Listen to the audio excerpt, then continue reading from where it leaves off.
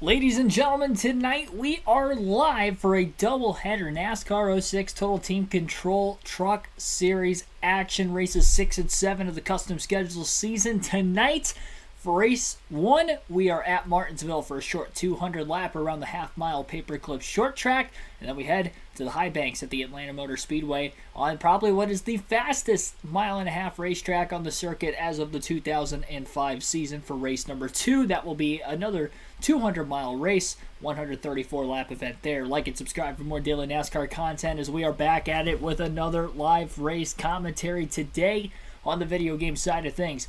NASCAR 22 with the season update of the NASCAR 21 Ignition video game will be in just 2 days. So Thursday night we will kick off our Daytona 500 for that season, and I'll be starting polls tomorrow in the chat or in the community tab tomorrow to see who I will race as to start that season off. You guys will get to vote there, and as far as this race and this season goes, you guys voted for me to race as Ricky Craven in the number 99, so we're going to try to get Craven his first career Truck Series championship, and the 99 for Roush Fenway Racing. And so far, you can see the points at the top of the, well, you can't see the points at the top of the screen actually right now. You will once the race starts, but Ron Hornaday comes in with the points lead as of right now. Pretty slim margin at that. Ricky Craven less than 100 points out of first, coming in fourth in the standings into today's race. We've had 5 different winners in the first 5 races of the season. We'll see if we go 6 for 6 and then 7 for 7 in this one. So, yeah, but thanks for everybody tuning in. Also, I wanted to thank you guys for the support and watching those videos uploaded from the racetrack this last weekend at Talladega as I was there for the Truck Xfinity and Cup Series races. So, greatly appreciate you guys watching those videos, leaving the likes on those videos. There was a couple of them that definitely took off and blew off there, so that kind of blew me out of the water as far as my expectations for that. So greatly appreciate you guys, and not only for watching those, but also again tuning in tonight. We're back in the live streams. It's been 6 days since the last live stream, so let's get this one underway and get this Truck Series season rolling once again. Starting on the pole with our number 99 Super Chips Ford is Ricky Craven. The green flag is in the air, and we are underway for some short track racing at Martinsville, and already a mistake in the first turn for Ricky Craven. I haven't played in 6 days, so it might be a little rusty. A wheel spin in that first turn. Craven just trying to get himself situated right now. Making a little contact with the 178 truck on the outside. So despite qualifying on the pole on a short track at Martinsville, Craven's going to be third at the end of lap 1, losing 2 spots. But it looks like by the time he gets to lap 2, he's going to drive it in deep. He's going to use his bumper. And he is not going to lead lap 2. He came close. Didn't quite lead it. But he will lead lap number 3. A little shaky off the start. Patrick Shadley, Dark Crypto, Furfur Express, Billy Kramer, Sai Z, and others, thanks for tuning into the stream tonight, guys. Glad to see your, I was going to say lovely faces, but I can't actually see you guys, so glad to see your names back in the chat and the comments, of course, as usual. Yeah, AJ Allmendinger going to be driving full-time in 2023 for the NASCAR Cup Series at Colleague Racing. Was it confirmed yet? Like, did they actually have the confirmation of that? I saw Jordan Bianchi's tweet a couple days ago about it. It was either yesterday? Was it yesterday or the day before? I think it was yesterday, because the day before was the race. It's been kind of rumored for the last couple weeks, very quietly, but yeah, it seems to be about official. Craven about got the bumper put to him that time off the exit of turn 2, but he's going to be able to hold on to the lead. So led all but the first 2 laps of the race, climbing up over the curb that time on the inside in 3 and 4.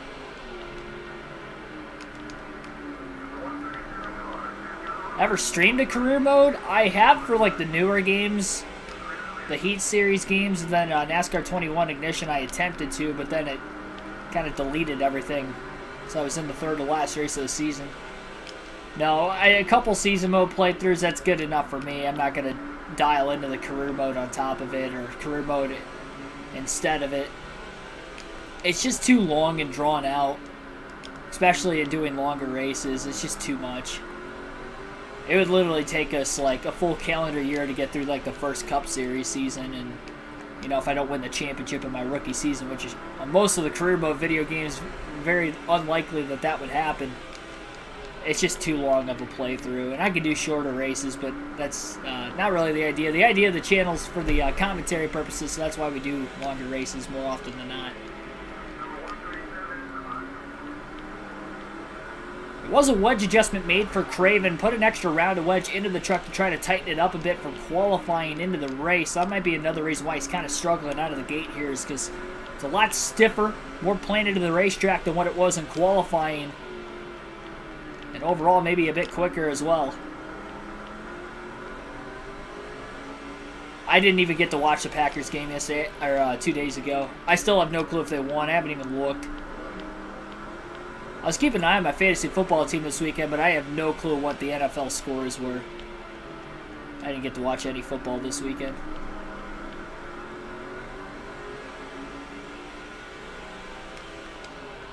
Oh, will I ever stream career mode? Maybe for like the newer NASCAR game, like the next NASCAR game that's going to come out next year. Obviously, there's none this year. Very good chance I'll do like a career mode there, but as far as in these older games, no, I just don't want the oversaturation of. I already do a lot of content as it is, and I don't want even more of it on top of it. I'm sure at first it might be alright for you guys, but I feel like after a while it's going to be like, alright, this is kind of getting old. I don't want that to be a thing.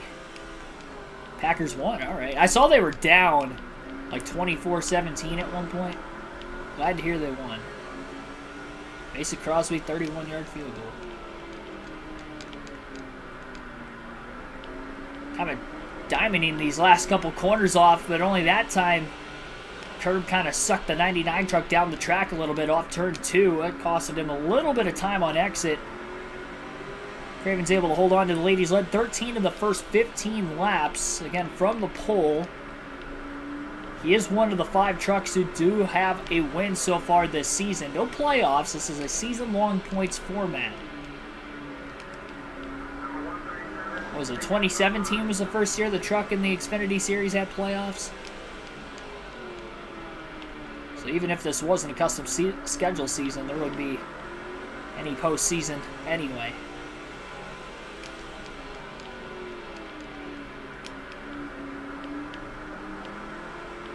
On every super speedway, Richmond, Darlington, Homestead, Mickey Mouse win. Little contact. That was more Craven crowding the truck behind him. Great save by the 137 truck, I believe it was. He put the bumper to Craven a few, probably handful of laps ago now. That time Craven kind of chopped him off with a little bit of a block off the exit of turn 2. He made a great save and continued to stay green.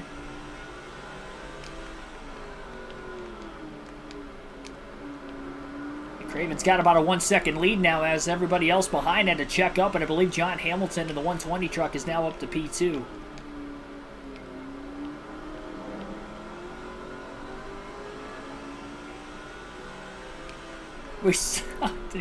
When did I say that? I don't even remember saying that. I'm taking your word for it. Oh, caution. Trouble off turn 4. It looks like middle of the pack is going to be our first yellow at lap 21 today at Martinsville. Didn't take long. 86 truck loses control, backs it into the outside wall pretty hard. Then Bobby Hamilton in the 04 truck got a piece of him, it looked like, as he was already in the outside lane getting passed by another truck down low. One of the fantasy trucks also drove into the left rear of Hamilton after Hamilton got into the 86. So a 3-truck accident brings out our first caution of the race. And a stream like 6 months ago. That's probably why I don't remember it. I don't remember that. That's kind of hilarious, so out of context.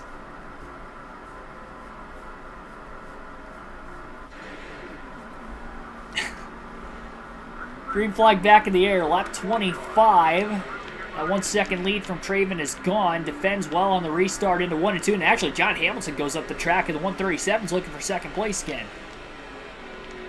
Everybody stayed out of the pits, it is assumed to be, and 137 truck back into second place, and John Hamilton stuck on the outside. He definitely did not have a good restart. He went a bit wide in that first turn.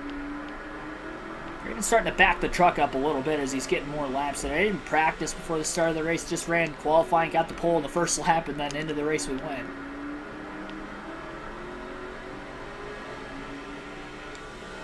Alternate through the different camera angles for the first time in the first race.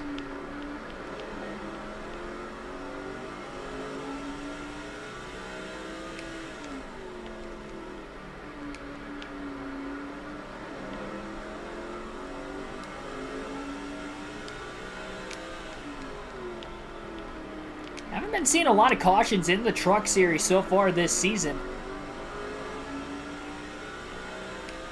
Except for Las Vegas, I think is the only race I can ever remember there being 5 or more cautions in a single race. Most of the races, because of the shorter race length and the fact that the trucks have a little bit bigger fuel cells than the Busch and the Cup Series cars in this game, a lot of these races are just one-stoppers. 3 straight top 3 finishes for Ricky Craven coming into this race today. A first, third, and a second in that order in these recent races.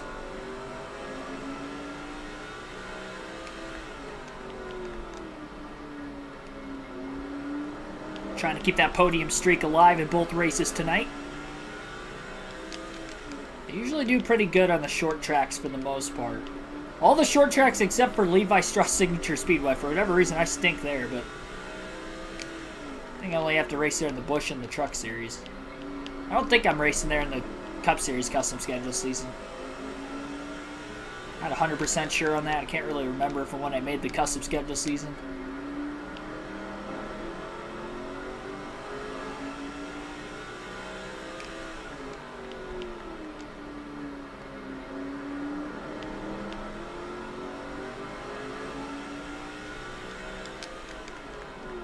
Homestead win was because Sterling Marlin ran out of talent at the front of the field on restart. Oh, jeez. What, you like just gained a bunch of positions or something?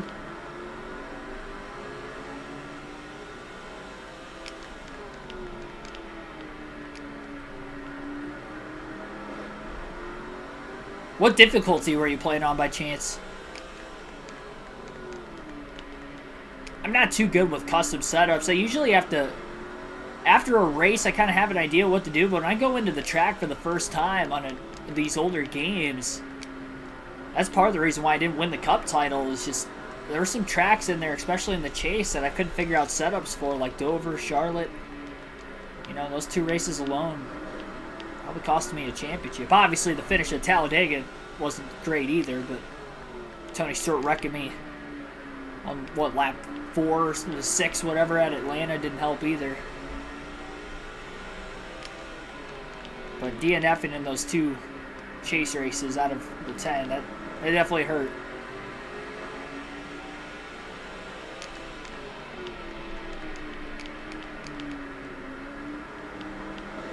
Gordon Jr. wrecked it.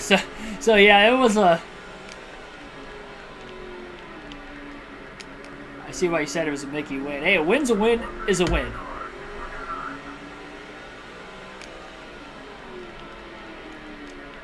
Some of them you have to grind it out a little more than others.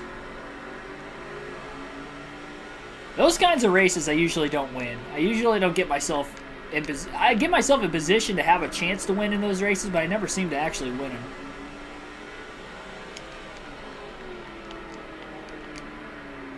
It's just wreck after wreck after wreck. Even if I survive all the wrecks, I still find a way to like not win those races. Craven going to go for the win though today. Qualifying matters so much in these truck and Busch races that are so short. Craven and Busch have capitalized on that in those 2 series. Went a little wide in 1 and 2. 137 almost got underneath him. Craven got down the track in time without actually chopping him off. Craven's got to be careful to do that in the middle of the corner though, because he may turn himself off the front bumper of that truck behind him one of these times. And caution coming out at lap 21 earlier. There was no lap traffic before that, so all trucks that are still on the track are on the lead lap yet. And as Craven leads, we'll go to the 50 truck of Todd Kluver for the first time in race 1 of the doubleheader today. Kluver's up in the 6th place position, having a good run so far.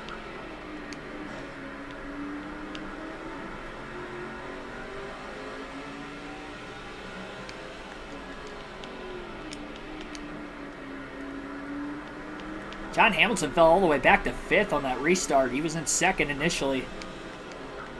Kluver's going to have a chance to get around him for 5th, I would have to imagine, this lap. Good exit to turn 2. He's looking low. Hamilton going even lower to try to block. Kluver going to try to arc the corner off a little bit more. Hamilton got a little loose in. Off the curb goes Kluver. That's going to cost him a shot to get underneath John Hamilton that time. We'll go back to Ricky Craven, who's put a little bit of a gap now over 2nd place. About a 9/10 of a second lead down the back stretch heading to turn 3. About a quarter of the way home in race 1. In 200 laps at Martinsville, not a long time at all.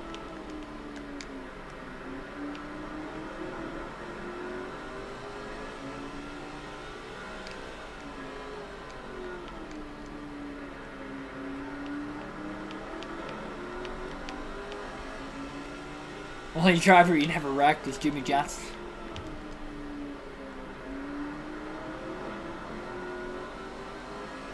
Yeah, that's kind of the way I was when I was younger, too. When I was ever playing career modes, it was like, just don't get into it with Greg Biffle at that time. Pretty much all the Roush drivers for that reason, too, though.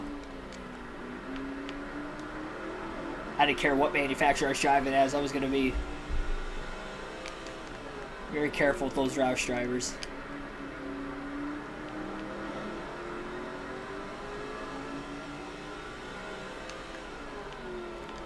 Kluver's had a few top 10s this season, though. Sitting just outside the top 10 in points yet, but he's trending in the right direction with his teammate. Remember, Ricky Craven, it took him 3 races to get a top 10, and once he got that 3rd place finish at Las Vegas, he followed that up with a win in the next race, and then a 2nd in the most recent race. So he is definitely picking things up in a hurry, and that's why he's 4th in points despite the first 2 races finishing outside the top 20 in both.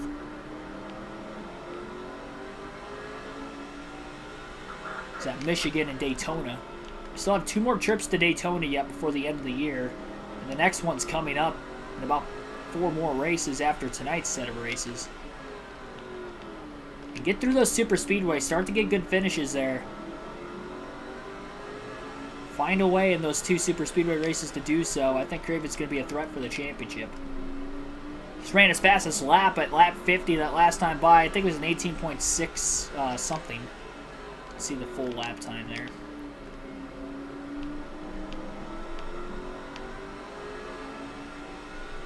Bowman's going to be out this weekend too. That's a bummer.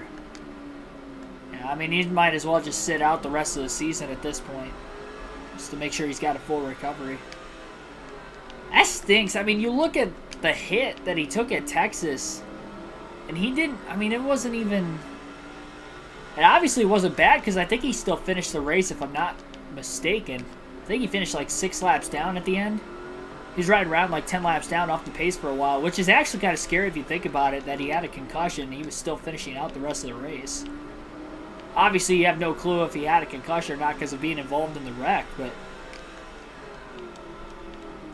thank goodness nothing else happened to him, like a tire rub or something from maybe a fender that was caved in. You have to correct me if I'm wrong. Maybe he didn't finish. I might be thinking of a different race that he had a crash, but I thought he finished the race. Remember, the 48 car's still in the owner's playoffs, though, so if Gragson does race for him again this weekend, or whoever races for him again this weekend, if they point the 48's way in, even though Bowman obviously isn't going to advance to the round of 8, that car could still advance, much like Bubba Wallace is still in the round of 12 as well, and the 45 car for the Owners' Championship. So there's a chance that both the 48 and the 45 could be in the round of 8 in the Owners' Championship, despite their drivers not being in the round of 8. Gregson's driving the 48 to Roval. Well, it's good for Gragson, though, in a sense, because he is going to be running full-time in the Cup next year, so it's nice to have him have extra experience at some tracks that he probably hasn't raced at yet this year. More seat time for sure. Obviously, you hate to see it the way that it's happened. Another driver getting hurt. Hopefully nobody hits the wall hard in turn 1 this year. That's what I'm hoping for. There's been some hard crashes in that corner. It seems like almost every year somebody gets into the wall pretty hard. Harvick last year. Chase Elliott came back to win. He didn't hit it as hard as I thought he did in 2019. Obviously, that big wreck in 2018. There might have been a wreck there in 2020 also. But, yeah, hopefully nobody hits that wall hard. Honestly, that's pretty much the only, like, bad spot to, like, crash and crash hard at the Roval. So, hopefully they can just get through that first turn safely this weekend.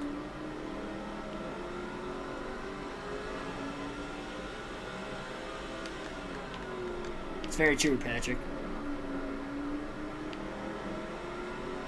Yeah, in the moment, especially with how hot it was in the car, maybe he was, you know, maybe feeling a little nauseous, but he was thinking it was just more the heat getting to him rather than, you know, concussion too. I wouldn't be surprised if that was the case. 97 degrees that day.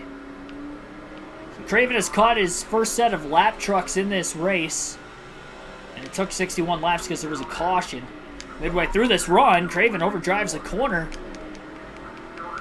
Makes contact with the 164 truck, and that cost him about 0.3 of a second of his lead in that corner alone.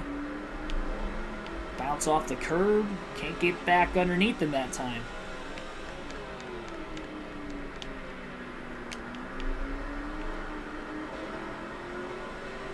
Second place starting to close the gap again.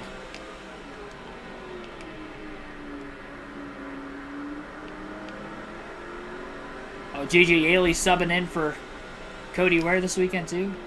That's crazy. 3 drivers in the Cup Series out with injuries.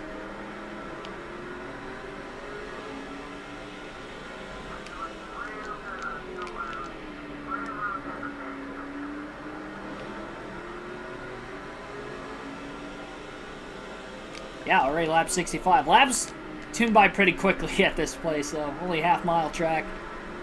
Just past halfway on fuel. Again, easy one-stop race. Lock those left side tires up just a little bit. That's skirted Craven up the track and out of the groove just a bit more again. He cannot get around this 164 truck right in front of him, though. So Craven's struggling in lap traffic, which is not ideal when you're at a flat, short track like Martinsville. Using the bumper that time. Bump and run to try to get that 164 truck out of the way. Then he gets crowded in the middle of the corner. Second contact wasn't his fault. Craven was already down on the curbing and still getting squeezed by the truck on the outside, but luckily Craven has finally cleared him. Skirted the left side tires, kind of locking up that left front again into turns 3 and 4. And back out to a 1.2 second lead. Now second on back is going to have to get around the lapper in the 164. We'll see if Craven can get by the next set of lap trucks a little bit quicker as well. 18 point... Oh, caution's out again. Well, never mind. That's actually going to help Craven. Craven's all right with that. Second caution of the race coming out. He was struggling in lap traffic. Now we'll have clean air again. And, oh, wow, hard wreck. About as hard as you can have at Martinsville. The 64 truck backing into the outside wall and turns 3 and 4. Lost control. Rear tires got lifted up off the ground. Pretty heavy impact into that outside wall. Into the safer barrier. Craven's going to stay out. We'll see if other drivers stay out behind him. No word that they pitted. I think they were outside the fuel window yet. But Craven will take that yellow. There will be a one lap truck to his inside. The 164. Green flag back in the air. And he's trying to get down to the bottom, but he made contact in doing so. And the 137 is going to get to the lead. Oh, but then the 137 gets into the back of the 164, and Craven's back in the lead anyway. Craven made a mistake, then the 137 made a mistake. Craven's going to end up leading back at the line anyway. He has still led all but just 2 laps today, and back in the clean air.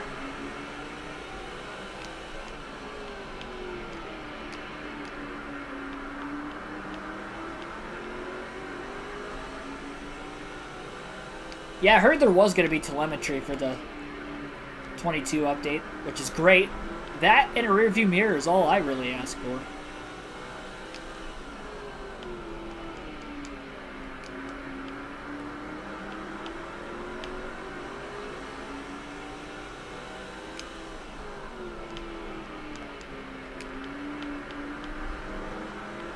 I see Good Morning America's terrible coverage about NASCAR safety. No.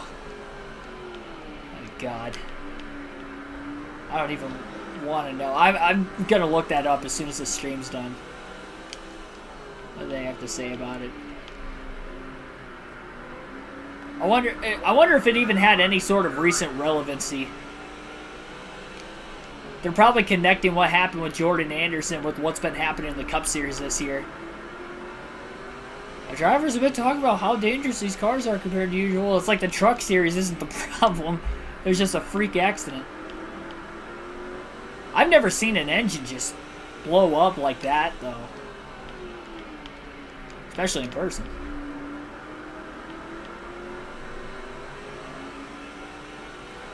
Spire Motorsports for sale, 77. I would expect if they were to get a third charger, that would be the car, Patrick, personally. Especially with the 16 going full-time now. And then you look at Kaulig Racing, they've been kind of wanting to expand anyway. And if obviously AJ's taking over full-time too. So the only part-time rides would be Rick Ware Racing, that second charter, the one that they have, that 15 car. Joey Hand runs the road course. Usually Yaley's running the ovals. So the 15 cars being driven part-time, and then the 77 would probably be the two best options. And Rick Ware Racing just sold two of their charters, last year? Downsized from 4 to 2. So I doubt they're going to downsize again, back-to-back years. I would likely think that the 77 is the way to go. Be interesting to see if they still end up trying to run the full schedule with the 77 car non-chartered, or if they only run maybe some of the bigger payout races. Really, Carjoy, thanks for tuning in also.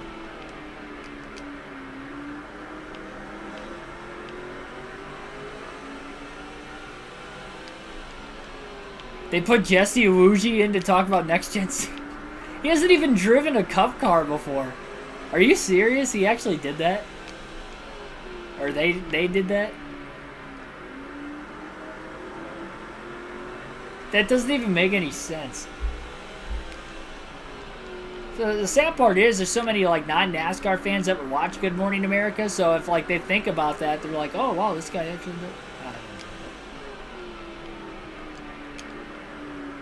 If you're being serious about that though, that is wild.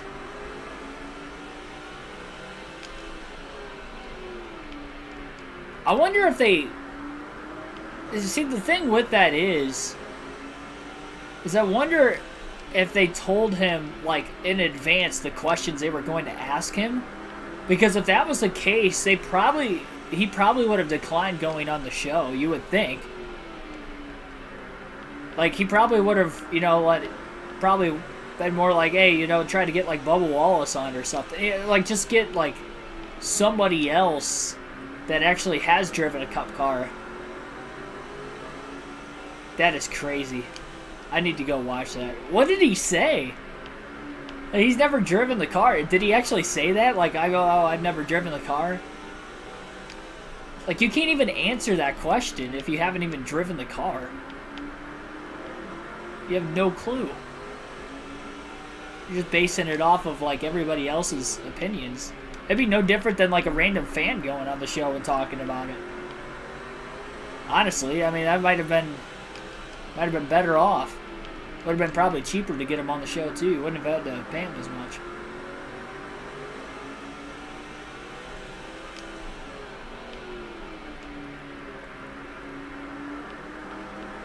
Mark DeMars, thanks for tuning into the stream.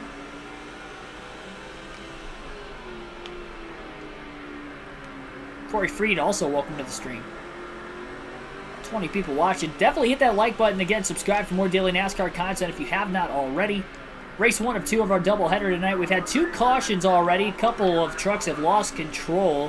One off of turn 4, the one in the middle of 3 and 4.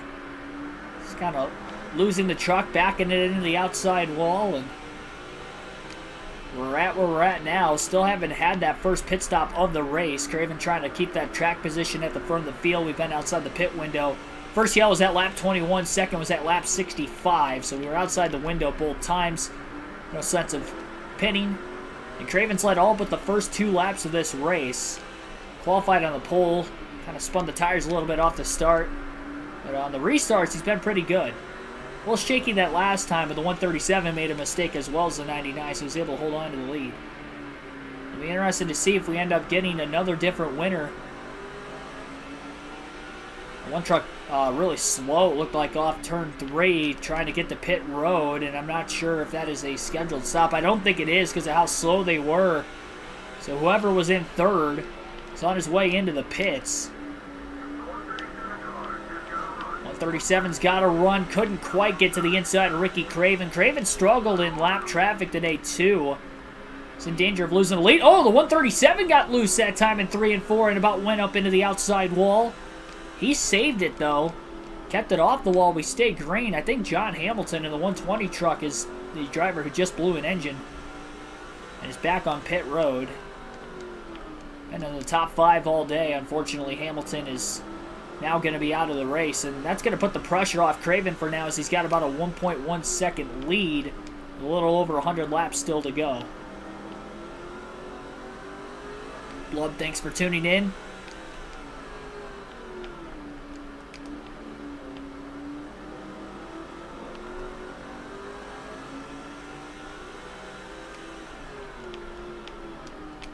Isn't Michael Strahan still on Good Morning America by chance? We got some trucks heading into pit road right now, too. Window is open to make it to the end of the race. We're just shy of the halfway mark, but go over 100 laps on fuel at Martinsville, no problem. And these drivers kind of just staying out in case we get a caution for the 3rd time today.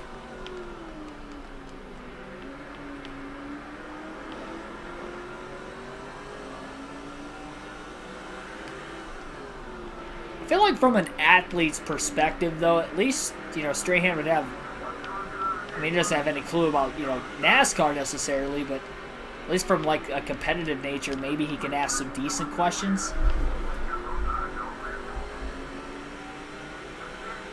Engaging questions, I guess. I don't know, I'll have to watch it.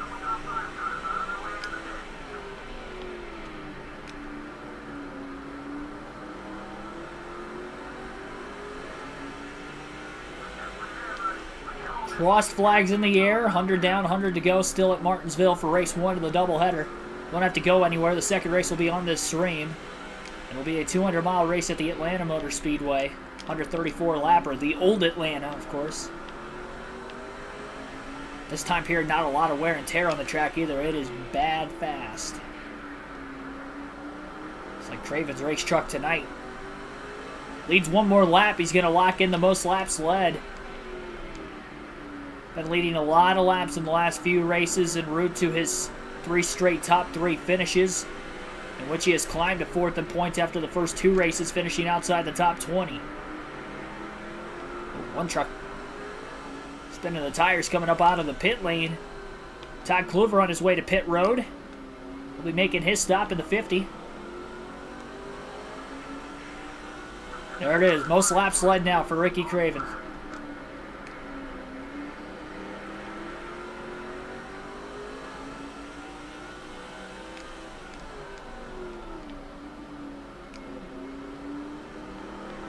I think it's fair to say when Craven's hitting his marks, he's probably got the best truck in the field. It's going to be tough to pass it without using the bumper. A couple trucks try to get to him. The 137 put the bumper to him once, potentially, and Craven was able to hold on to the lead.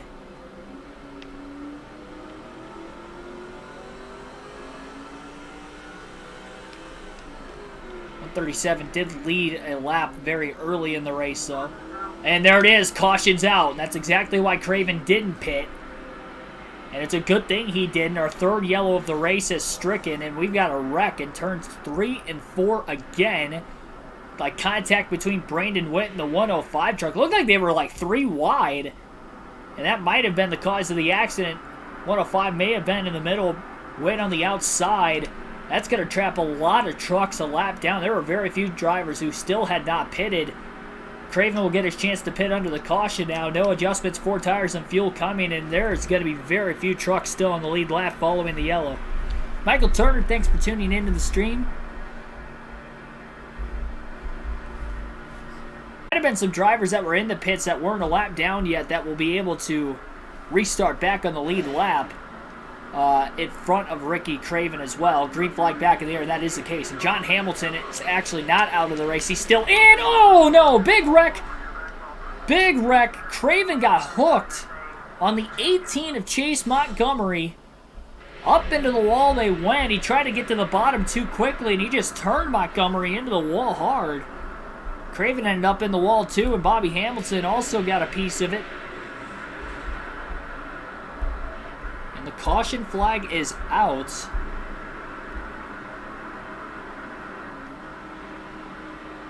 Yeah, sorry for that small lag. OBS disconnected, reconnected randomly. Yeah, that was not ideal. A lot of damage. Over-aggressive move by Craven after finally losing the lead. Pit stop cycle into that weird caution. Green flag going to be back in the air. Montgomery's going to... Is he out of the race? Oh, Hamilton's upset. He's moving Craven into the first turn. About pinched him into the wall, too. Craven trying to get back down to the bottom. And he just got down in time. He hooks the 10 truck now, Terry Cook. He got hooked on him once he made the initial contact. But at least he's down to the bottom.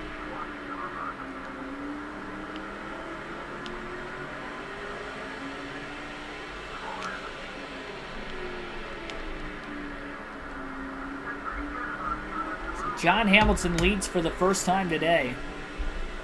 Still 86 laps to go.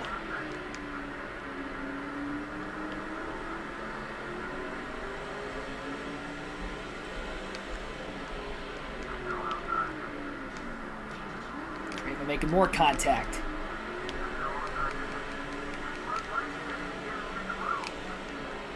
Hard time trying to pass trucks today. Hasn't really had to do it much. He's having a tough time trying to do it cleanly. Hard enough at Martinsville to do it without any contact. Had a little bit more room that time, and he'll make the clean pass for fourth. Handful of lap trucks still in front of him. Kevin Harvick in the 92, perhaps one of them. Oh, contact in front of Craven. 107 moving Harvick up out of the way. Craven up off the curb. Tried to diamond cut the corner off a little bit. 107 again looking low. Harvick keeps getting the drive off. Craven got to get to the inside of the 107 truck now. Oh, Craven locking the tires up just a bit. I locked the tires up and then almost hit him, and it turned the truck and kind of grabbed it and pulled it to the left. And it was an ugly looking corner there from Craven.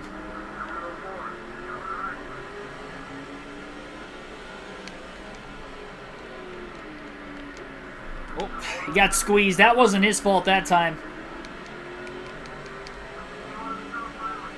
107 up on the outside, squeezed Craven, even though Craven was already underneath him. Side by side off turn 2. Heading to 3. Craven with the advantage down low. And the 107 truck, by the way, is a lap down, not even on the lead lap. Craven finally going to get around him. 80 laps to go. Craven's about 5 seconds off the lead. So the caution helped in the sense it trapped a lot of trucks a lap down, and luckily Craven was still in the lead lap because he hadn't pitted, but there were trucks that were on pit road that didn't go a lap down yet. 4 of them exactly that got the restart in front of Craven. I think Chase Montgomery might have DNF'd after getting turned into the wall by the 99 of Ricky Craven. Unfortunately, he was nowhere to be found on that last restart. He's going to be upset when we go to Atlanta in race 2, so hopefully we don't see him at all. That's a tough break, too. He was 6th in points coming in. Still early in the season, but season-long points format, you can't really afford many DNFs when it's only a 25-race season.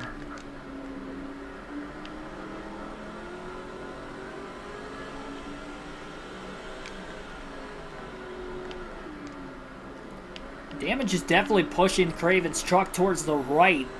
Let's tighten things up. Look at how far ahead John Hamilton on the track map has pulled away from everybody else since taking the lead. Virtue of that caution. Craven trying to get to the inside of Harvick. Oh, got into him a bit. It was impressive. Harvick was able to hang on to his truck. Pretty yawed out. Bounce off the curb. Craven trying to get there. Contact. 37 up off the curb as well. Harvick a lap down. Craven 5.4 seconds back. If he can get some clean air, I think he'll be all right. Got to get around quite a few trucks yet.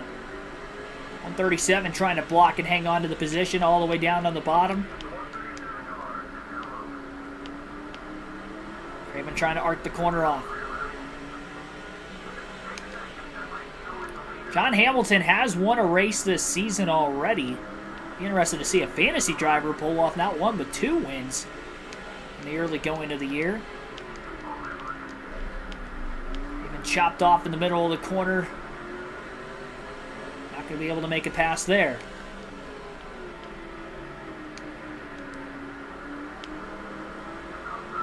Much better exit though to turn 2. Side by side on the back straightaway heading for 3. Little contact door to door. Craven shuts the door with more contact on the front straightaway, trying to get the 3rd. He's all clear into turn 1. 6 seconds off the lead. He's gaining positions and he's passing trucks, but because Hamilton doesn't have anybody to deal with right now, pulling away just a bit. Although John Hamilton is pretty close to lap traffic already. That could slow him up. Craven's not been good in lap traffic, even on this restart with all the trucks on the inside as well.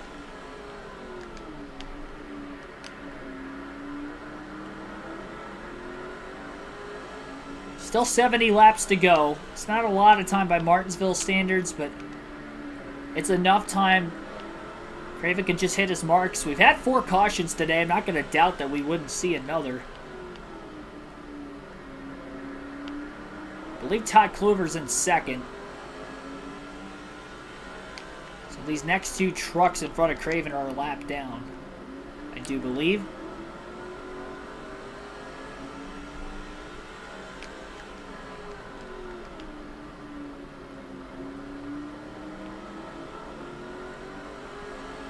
Craven's cut that lead down to 5 seconds.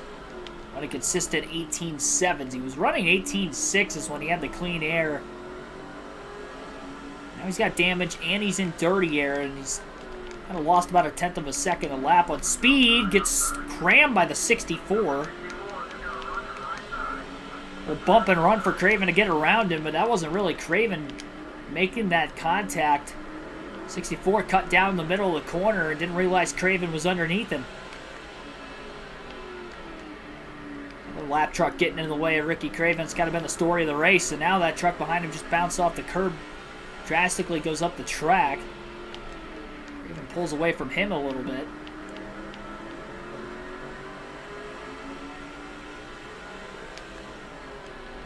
Problem is, Hamilton's getting around a lot of lap trucks, so even though that interval's down to 4.5 seconds of closing, Craven's going to have a lot of lap trucks to get around, and he has struggled to make passes today.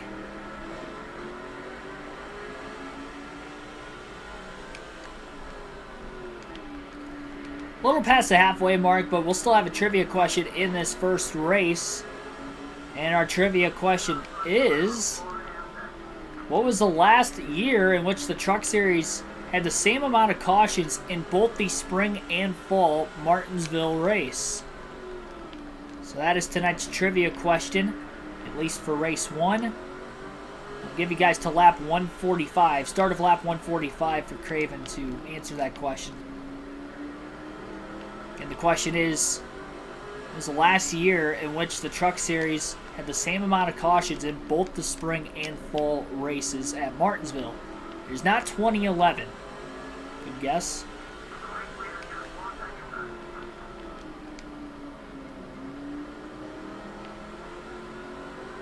It's not 2015.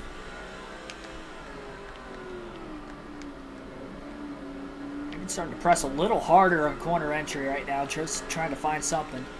Tyler Burback has got the question correct on his first attempt. 2012. 7 cautions in both the spring and fall races. And your winners of those 2 races were Kevin Harvick and Denny Hamlin. Winning a couple truck races at Martinsville last season, so that is the answer. We'll contact the lap trucks right in front of Craven. Craven didn't have to check up any that time. Fortunately, though, they're side by side right in front of him. Craven up off the curb. He's got nowhere to go. Drives it in a little too deep. Oh, contact. That's going to cost him a lot of time. That was a little too much time, and now the 164 down on the bottom. Contact there. Craven didn't realize they were 3 wide, and he was in the middle with nowhere to go off turn 4, and he's still in 3rd. There's a big gap now between himself and the race lead, and even 2nd place for that matter, after all that contact.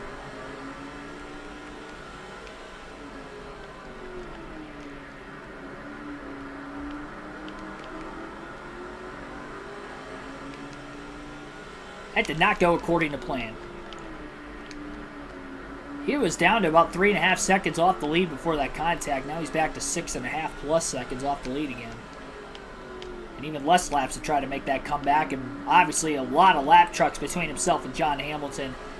I'm not even really looking at the interval as much, or bothered by the interval gap between himself and Hamilton. It's just the amount of lap trucks, because there were a couple more that got by Craven after that contact.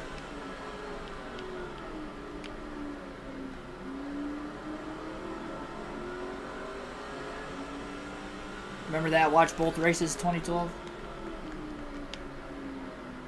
I don't remember the Hamlin one. I feel like I remember the Harvick one, though. Denny Hamlin winning a truck race just kind of sounds weird. I haven't seen him in a truck race in a really long time.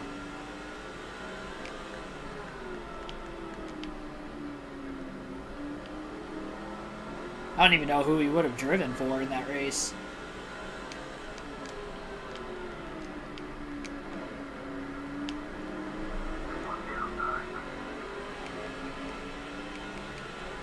Little bump to that 64 truck.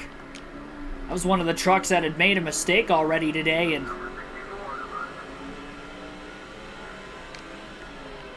backed it into the outside wall. Squeezing Craven a little bit as Craven makes a pass through turns 3 and 4.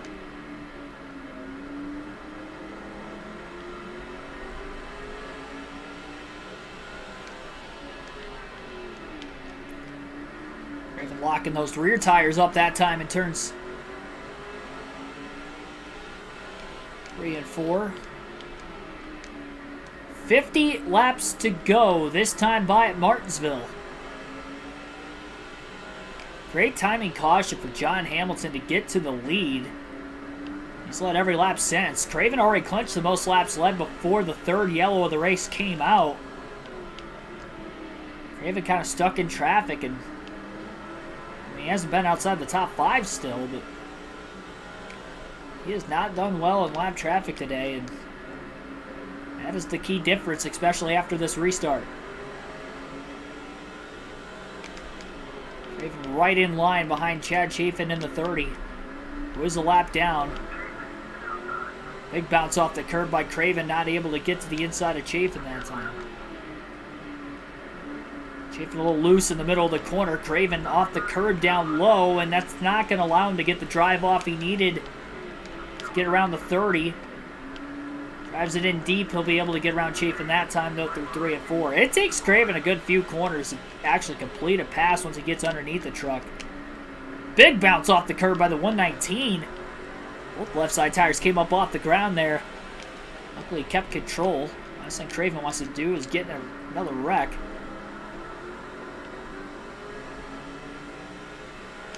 Being blocked all the way down the backstretch that time.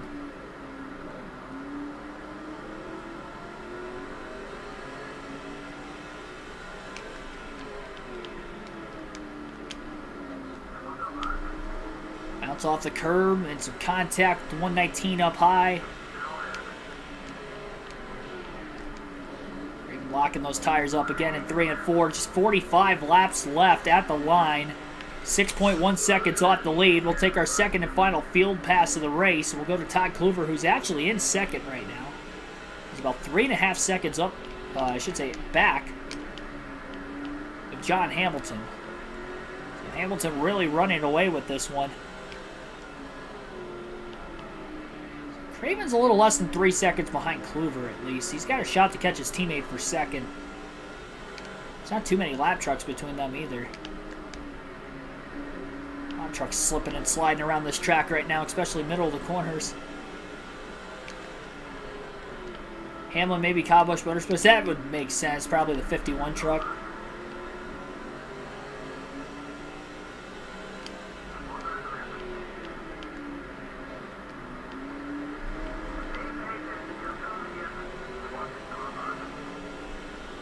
Hit into that inside wall, costing Kluver a potential spot there.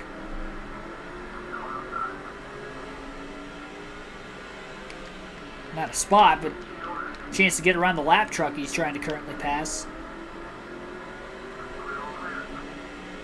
We'll go back to Ricky Craven in the 99.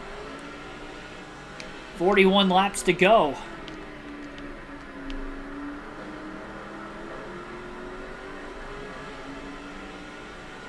Gonna need another caution, it seems, if anybody's gonna catch John Hamilton to win this race. Almost had one right there as the 117 truck bounced up off the curb. I thought he was gonna clip the back of the truck in front of him, but that didn't happen. Craven trying to get as close to that curb as possible without touching it. And touching it a lot as he's digging maybe just a little bit too hard in the late going. Craven looking low. He's under the 117 truck. Into turns 1 and 2. Make the pass. Now the 116 is the next truck up in front of him. Locking those left side tires up again. Alan Barkley, thanks for tuning in.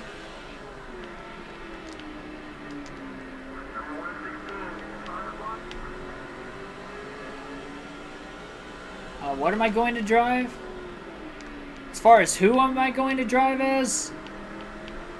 Which track going to first? It would be Daytona would be the first track, so I'll be doing a season right out of the gate. So the Daytona 500 on Thursday for NASCAR 22.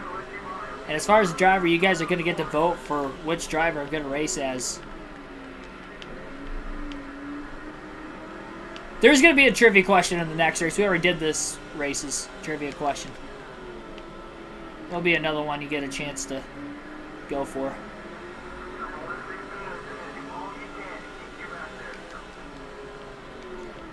16 truck's a rival of Craven's. I wonder if he was involved in that last caution potentially, and that's why he is a rival of Ricky Craven's.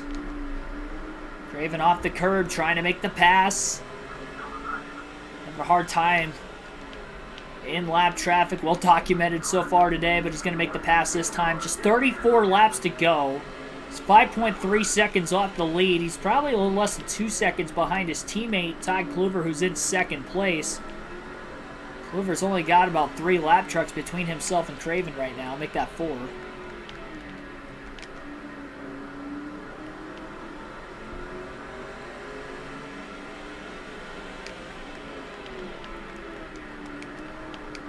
I was off of work today, so I have my questions ready to go.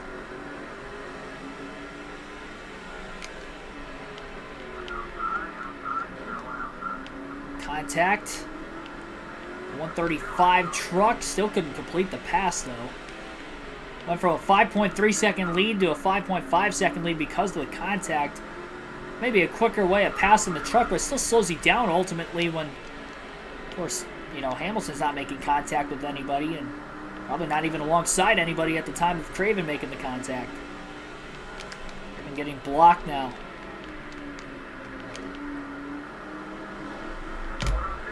Putting the bumper to the 106. So Ricky Craven's getting desperate right now, trying to make these passes. He's in third. He's got a shot to keep this podium streak alive and go for 4 top 3s in a row, but just another circumstance. That caution did not help him. There's a truck way down low. Like a lap truck off turn 2. Thought he was on the inside wall there for a second. I don't think he was, but he was running very close to it.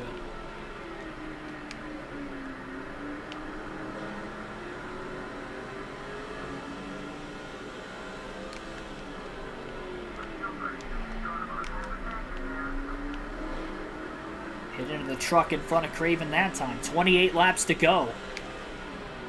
Stagnated at 5.3 seconds off the race leader, John Hamilton, who's trying to break the streak of different winners in the first amount of races to start the season. A lot of traffic in front of Craven. He's got nowhere to go right now. A lot of side-by-side racing going on.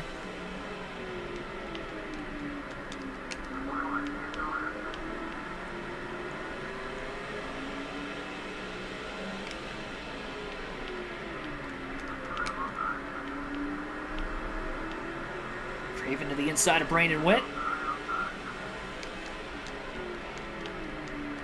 He's definitely closing on Todd Kluver.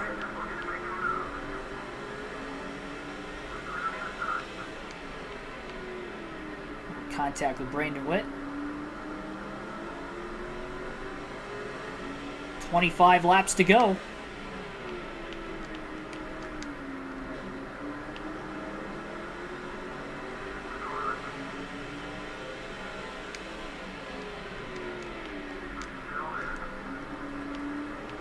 Contact now with another lap truck.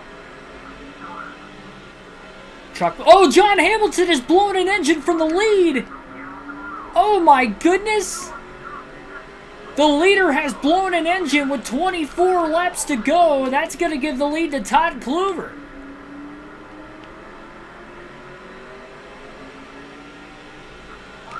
That is unbelievable.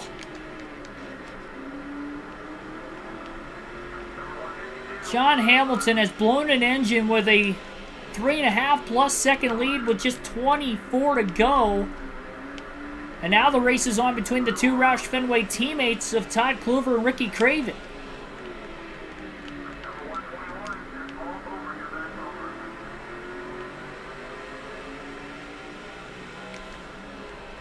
This lap truck needs to get out of the way. Costed Craven. Craven overdrives the corner. He's losing time to Kluver in the 50. 21 to go. There's no lap trucks right in front of the 50 truck right now. I cannot believe. Got the Kyle Busch engine. Did JGR give him that engine? Kyle Busch doesn't even have a truck program in this game yet. Not in 2005. He's still a Hendrick Motorsports.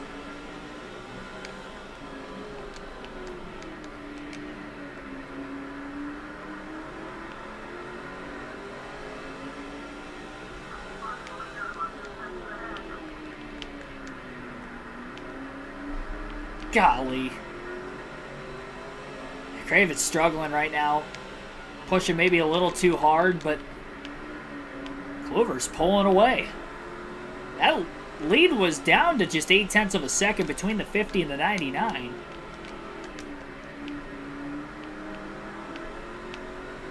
Todd Kluver deserves a victory no matter what happened.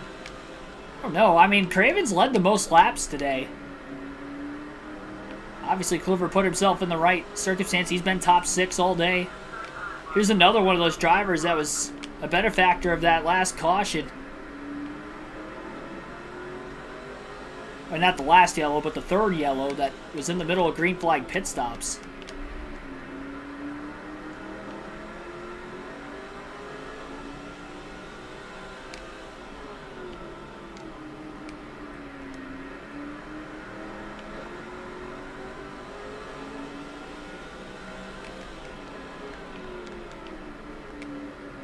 I don't care if you're my teammate.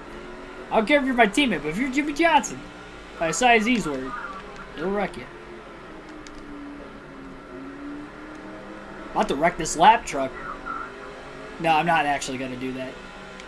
Craven's got to be getting a little upset, though, that he's not getting the room needed. He's going to put the bumper to him. We'll bump and run to get to the inside of the lapper. Craven off the curb, didn't make contact that time, finally clears him. He's 1.2 seconds off the lead. They'll be coming to 13 laps to go. Locking up those rear tires. Craven's hustling right now. There's more lap traffic Todd Kluver has to catch. Craven's not been good in lap traffic today, so he really wants to close in on that 50 truck before Todd can get around any more lap trucks. I think Ron Hornaday's the last truck on the lead lap in the 6 up ahead. He is the points leader. At least coming into the race, maybe not currently. As far back as he is in the running order. Though he could be in the top 10 with as many trucks that are a lap down. Hornaday's holding up Kluver. Hornaday stuck behind the lap truck in the 119 on the outside. Craven's closing in as Kluver's struggling in lap traffic now, 11 to go. Kluver on the inside of Ron Hornaday. Now he's on the inside of the 119. He has cleared Hornaday. Craven closing in still. Hornaday back to the inside of the 119 truck. So now they're side by side in front of Craven. Craven off the curb a little bit. That's the 99 truck's turn to try to get through these two lap trucks. A little contact with the first one, not ideal. Kluver's extended that lead to 0.7 of a second again. We're coming to 9 laps to go. And now Hornaday is trying to block Ricky Craven. Oh, Hornaday into the inside wall. Craven got stacked up behind him. That's going to cost Craven some time. Doors the 6 up out of the way, trying to get himself some room. That didn't work. They're still side by side, 8 to go. These lap trucks are not making Craven's life any easier. He's already struggling to pass them as it is. Finally gets around Ricky Craven. Ron Hornaday. Craven got around him with the pass. 7 to go. Back to no more lap trucks between the top 2 again. So chance Ricky Craven can get to Todd Kluver before Kluver catches another lap truck. I don't think the lap traffic is done yet.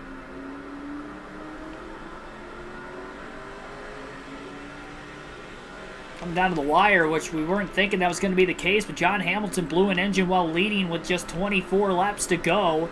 It was over 3.5 seconds ahead of Kluver. The time where Craven was a little less than a second behind Kluver. Craven overran the corner just a bit.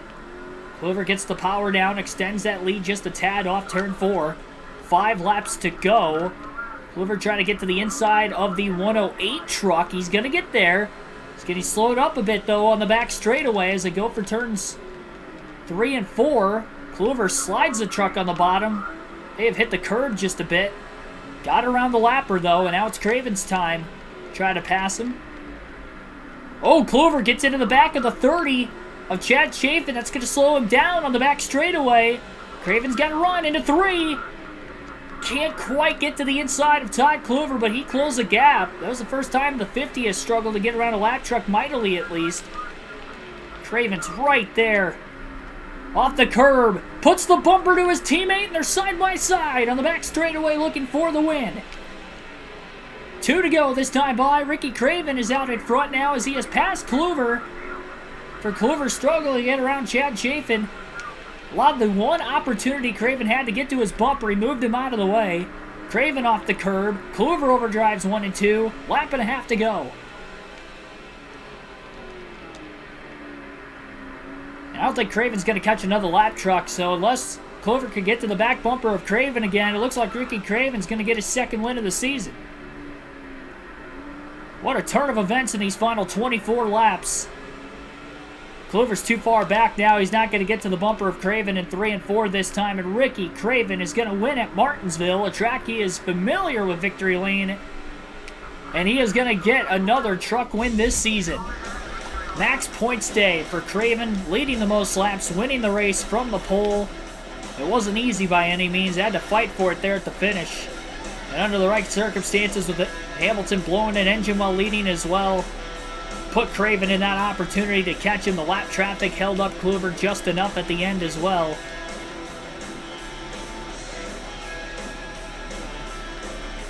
That was a hard-fought win for Ricky Craven.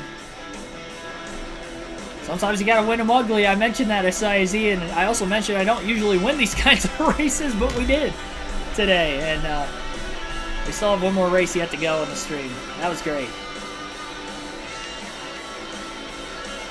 How about that? Yeah, 1-2 finish for Roush. Kluver so close that first win and making it 6 different winners in the first 6 races, but Ricky Craven stole it from his teammate with a few laps to go. Take a look at those finishing results. 107 laps led for Ricky Craven today. Still had to fight for it there at the finish. Margin victory just 0.3 of a second. 9 lead changes, 4 cautions for 12 caution laps. 1 hour, 13 minutes, and 5 seconds total time on this race. 86.36 miles per hour is the average race speed. Kluver led 22 laps there after Hamilton blew an engine from the lead. Well, unfortunately, Kluver did not win. He did finish in second, though, his best finish of the year. Vincent ends up with a lap lead, finishing in third. I think that was a 137 truck. He led, I think, the second lap of the race, if I'm not mistaken. Bobby Hamilton Sr. ends up fourth after being involved in the wreck earlier. Terry Cook had a silent but quiet, a good finish, top 5, finishing 5th. Chapman 6th, Irving 7th, Fisher 8th, Parker 9th, and Eubanks rounds out the top 10.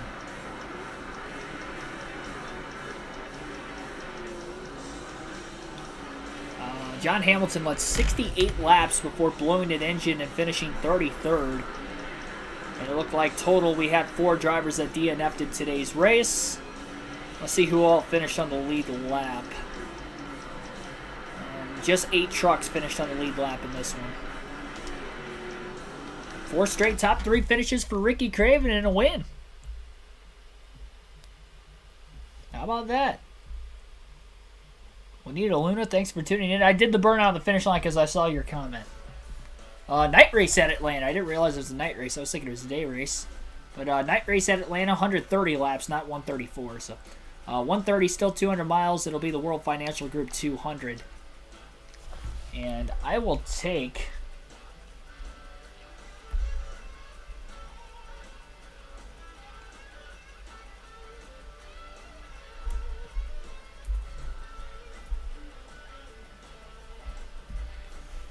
quick second.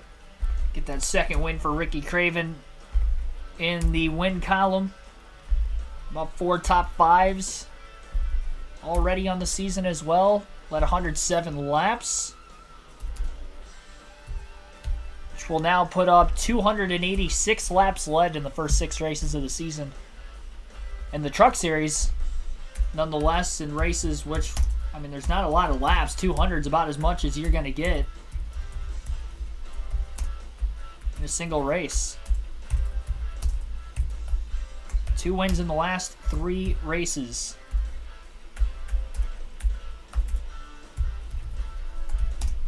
All right. Check out the point standings real quick before we hop into the second race. Ron Hornaday is still the points leader despite not having a top 10 for the second straight race, but that points lead's down to just 3. And your most recent race winner, Ricky Craven, up to second. Highest he's been in the points this year. Just 3 points behind Ron Hornaday. So as long as he finishes 1 position ahead of Hornaday, it looks like Ricky Craven will be in the points lead. Hornaday has not won yet. How I feel in the Mickey win. I don't know though. I don't know if I'd call that a Mickey win just because I did lead the most laps. If I didn't lead the most laps, then I would definitely say that. But we dominated the first half of the race. But that caution came out at the wrong time. The third yellow in the middle of green flag pit stops. I was still in the lead lap, but it put me back in traffic. We had to restart 5th, and I just couldn't get through lap traffic. So you had those lap trucks on the inside of the lead lap trucks at the restart. I never had a shot to get to John Hamilton with it staying green the rest of the race. But we held on. Or we caught Todd Kluver for what would have been second if Hamilton would have finished the race, but he just didn't finish.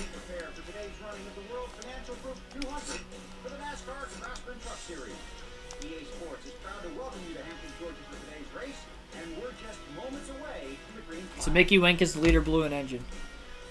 Yeah, like I said, I agree with you except for the fact I led the most laps. I don't know if you call that a Mickey win. I would say that it would have been more of a Mickey win, actually, if John Hamilton...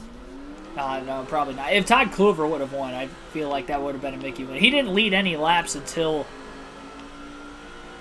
Okay, personally, I don't believe in Mickey wins, but under the Mickey win, like, rule book, I feel like that would still...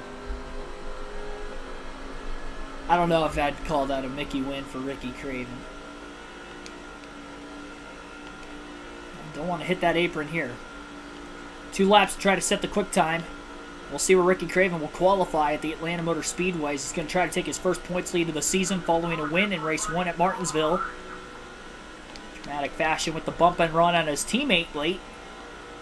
Reminded me of when Carl Edwards moved, was it Kyle Busch out of the way late at Richmond one year? Put a bump and run on his teammate on the final corner, final lap of the race. It wasn't quite that late in this race. But still with 3 to go. That was the one chance I had to catch him. I was committed. 3rd on lap 1 for qualifying. Craven looking to pick up on lap 2. Glued to the bottom of the track a little better in turns 1 and 2. If he can replicate that in 3 and 4, he'll have the pole. This truck's got a lot of grip. Feels like it at least. Nighttime skies probably make it a little easier for that. Oh, overdrove the corner just a bit. Up the track in the marbles. And it looks like Craven will be starting 3rd for our 2nd race today. Not bad. He was digging and he dug a little too much, overdriving the corner right then and there. Not a bad lap. I didn't see who was on the pole. Feels a little snug.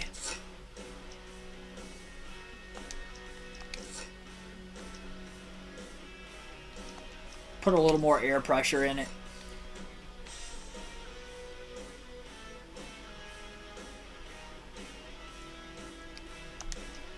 I don't want to go too drastic just in case it gets too loose on the long run. Oh, I missed it again. I didn't see who was on the pole the 2nd time. Yeah, still inside line. That's true. We'll see if we can get to the lead. Hopefully got the restart gear in it.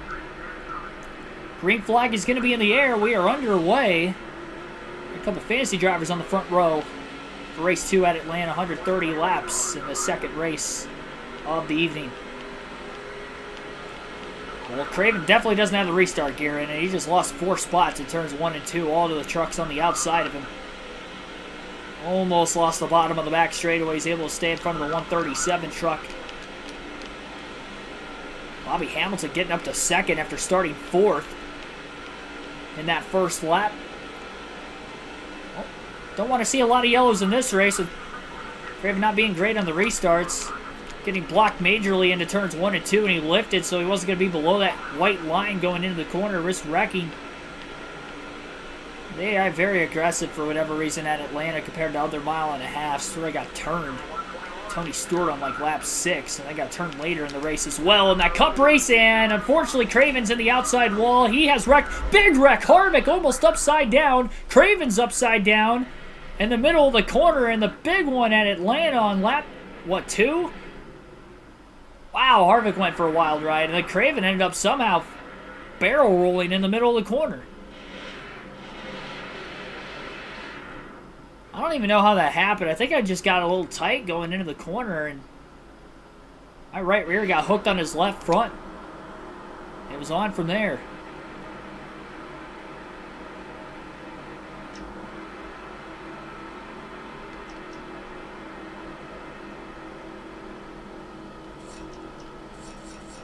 Well, Craven's going to be going to the back after that wreck. Wild ride for Ricky Craven and Kevin Harvick. Craven probably got the worst of it after completely barrel rolling. And not the way race 2 wanted to start following that win if you're a Ricky Craven fan here.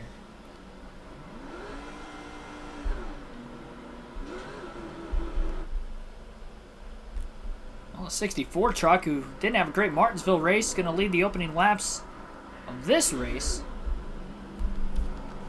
Gonna go back to green flag racing. Might be seeing some debris cautions after that one.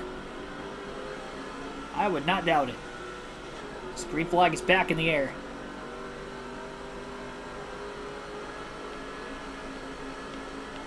So much for qualifying third.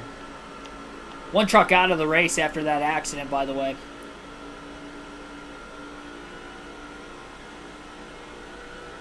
No surprise somebody DNF'd in that giant wreck.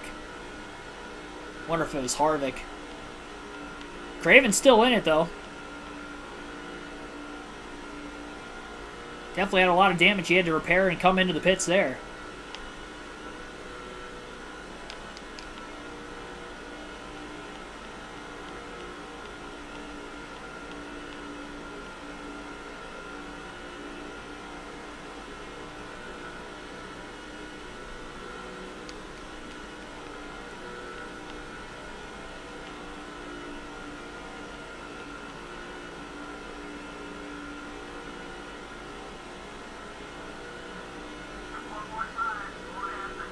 .183 that last lap, all on his own still.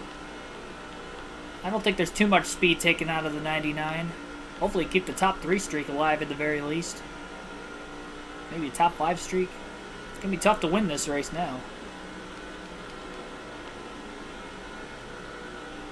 Hopefully the handling in the dirty air is going to be there. He's not quite close enough behind the trucks in front of him. See how that will affect. That could have been a reason why he was so tight.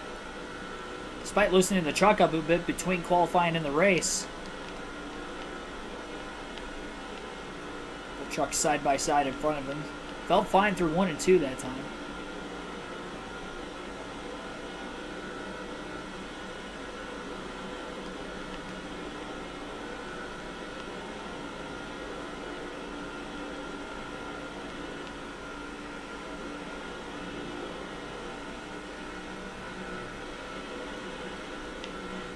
.30.016 that last lap, looking low into the corner, more contact made. It is going to be tough to make passes today, and unfortunately Craven's put himself in this situation.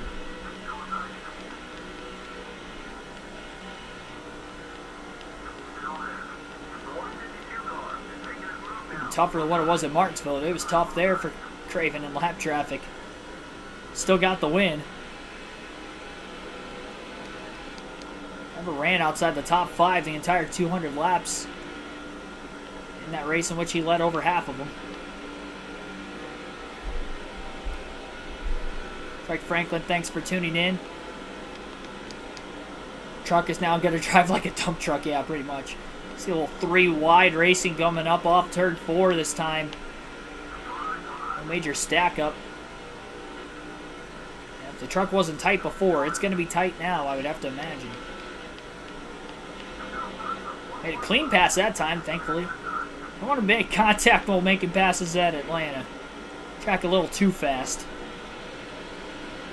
64, though, out in front has led the first 11 laps.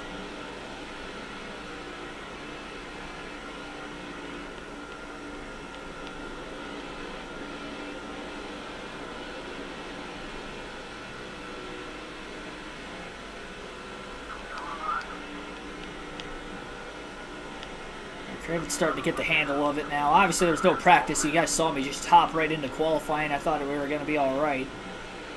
Kind of took for granted I still haven't played this game in like 6 days, so haven't even played any racing games in 6 days. Being at Talladega, so.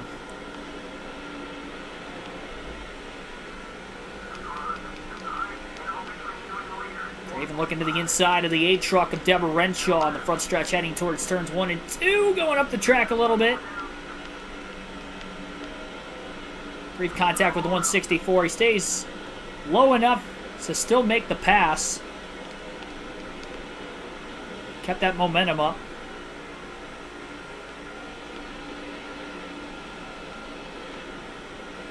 Watch the truck series going up. So because I was a Roush Fenway fan, I actually really liked Eric Darnell when he was in the 99. Todd Bodine was probably my #1 favorite in the truck series growing up. I'd probably say Todd Bodine was #1, but Eric Darnell was probably a close second. Chafin blocking the heck out of Ricky Craven. Craven about wrecked going into 3. Truck got upset after that block by the 30 truck in which he wasn't clear.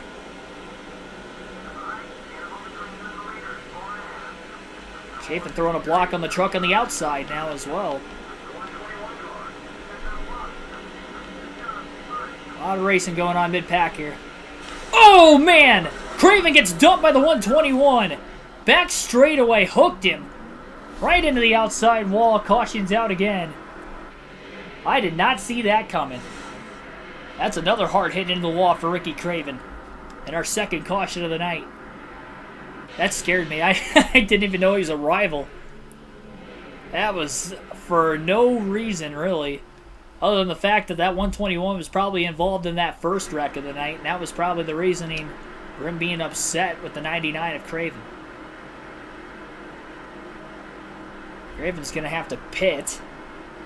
He's going to send himself in the back after having to now repair his truck after even more damage. Everybody else stays out, so Craven going right back to the tail end of the field again. I got jump scared too. That's why I probably yelled so loud. I didn't think that was going to happen. I didn't know he was a rival until he hooked me.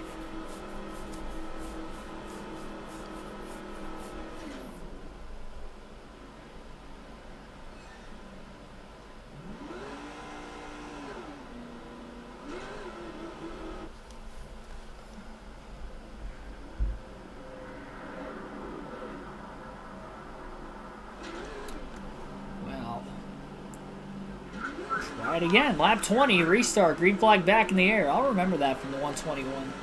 Who's that, Fletcher? C. Fletcher? He's got another thing coming. I'm not going to wreck him, but I'm well aware that he is willing to wreck Ricky Craven again. I like how he's still mad. Like, he's still a rival and probably willing to do the same thing. I feel like with all the damage, Craven's taking off slower and slower and slower every single restart. And he hit the outside wall head on. That was a perfect right hook in the middle of the straightaway. Had over 180 miles an hour in these trucks. It was definitely a big impact into the part of the wall where there's no safer barrier on the straightaway as well. At least on the back straightaway. At Atlanta in 2005. Caution. Debris. Craven misses it to the inside. Our third yellow of the night. Cautions breeding cautions at the start of this Atlanta race, and it's off the 121. Go figure. I wonder where he got that damage from. Looks like it's off the right front fender. This will give Craven a shot to go off strategy. He's going to pit for fuel and tires now, not being involved in that accident. So this should help the drivability in the 99 a little bit more. Even if the rest of the field pits here, Craven's going to have to pit. Gives him a chance to repair a little bit more damage as well. But going off strategy, it'll be his first pit stop for fuel and tires in this race. No adjustments, at least this time with the 99. Hopefully the tires will help it at least a little bit in the handling department now, because spinning twice on these tires, they've got to be pretty worn out, you'd have to imagine.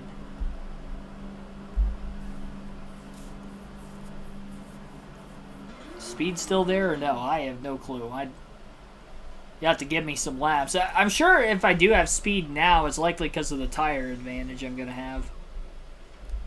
More so than the damage.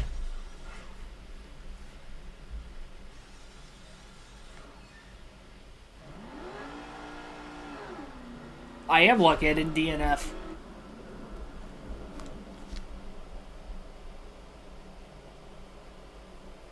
Takes a good hit to DNF you in these games.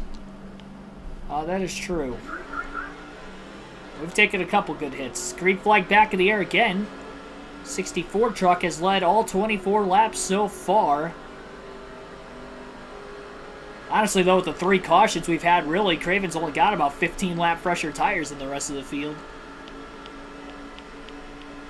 Better than nothing. Better than the tires he already had in the truck. Amazing how slow this thing is on takeoff. Oh, we've got a couple trucks pitting just after the restart. Well, this is just getting weird. if it wasn't already weird. Lap 26. Is the window open to make it on fuel at the end of the race? It's the only other thing I can think of. And if that's the case, can Ricky Craven make it on fuel 105 laps, 106 from the restart at Atlanta? I think you got to go for it at this point. Obviously, nobody else is pitting this time by. I don't know why they didn't pit under the yellow. John Hamilton, one of the trucks pitting. Might see some more debris cautions. Could have been trucks with damage as well. Even still, I don't know why they didn't pit under the caution. Well, that's going to move Craven up 8 spots from 35th to 27. And I don't think the 121 pitted. I think he's still up there, fortunately. It's a long way, but the Truck Series can go a long way on fuel on non-short tracks in this game compared to the other 2 series. So I don't know. We'll see. Might have something here.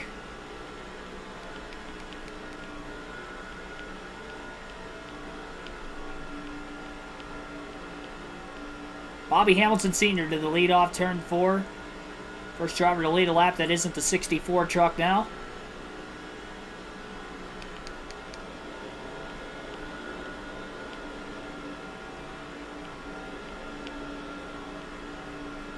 Just think, like, that's almost 2 full fuel runs that the trucks can go versus the Cup or the Busch cars in this game. It's kind of like that the fuel window in NASCAR 05 too. I don't know why.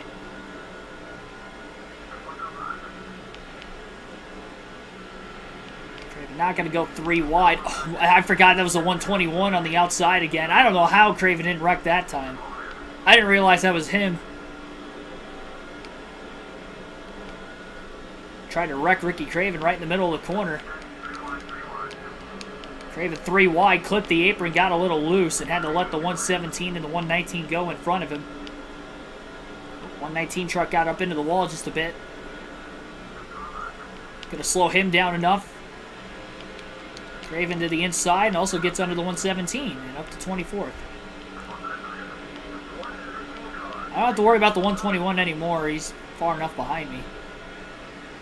Craven still got fresher tires than everybody else in front of him by 15 laps. 99 laps to go this time by.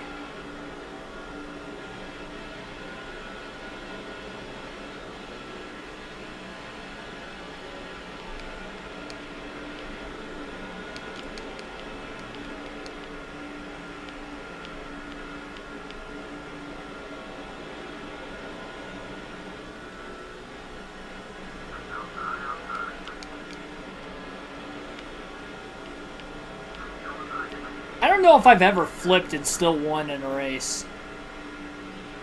This could be the first.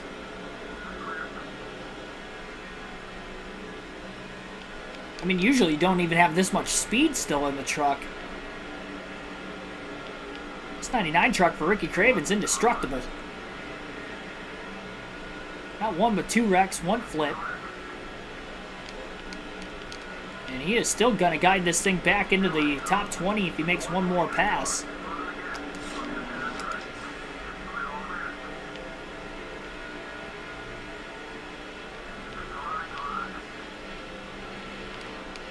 And he's looking to make that pass in 1 and 2. And he'll do just that.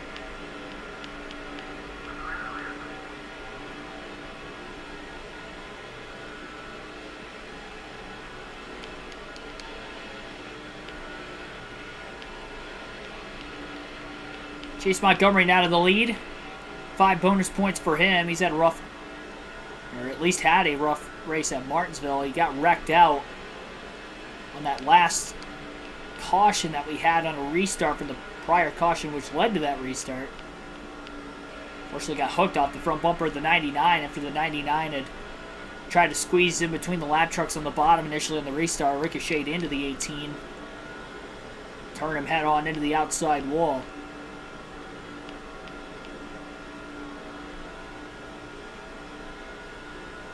can alternate through the different camera angles for the first time in race 2.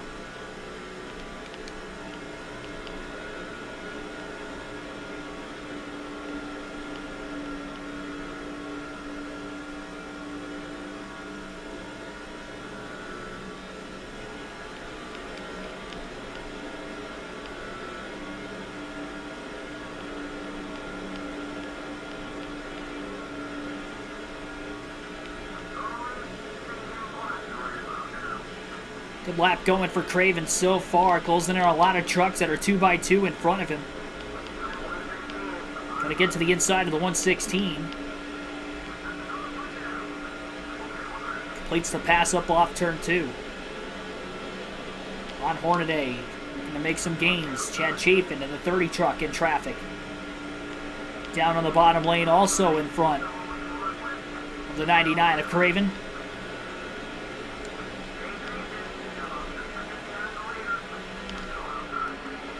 Craven dives underneath the 30 of Chafin. Side draft him a little bit in the middle of the corner. Makes the pass. Hornaday down on the bottom into 3 and 4, looking to make a pass as well. On the 106 truck, Craven pulls out a line. I'll tell you what. Like I said, Hornaday throws a block into 1 and 2. Craven hangs on to it somewhat. He ended up in the wall. That was all Ron Hornaday throwing a bad block that time. And there is one truck who is slow into turns 3 and 4. With an engine failure. Near trouble off turn 4, back behind Craven. They is stacked up big time. I think Hornaday threw another bad block and about wrecked the field again.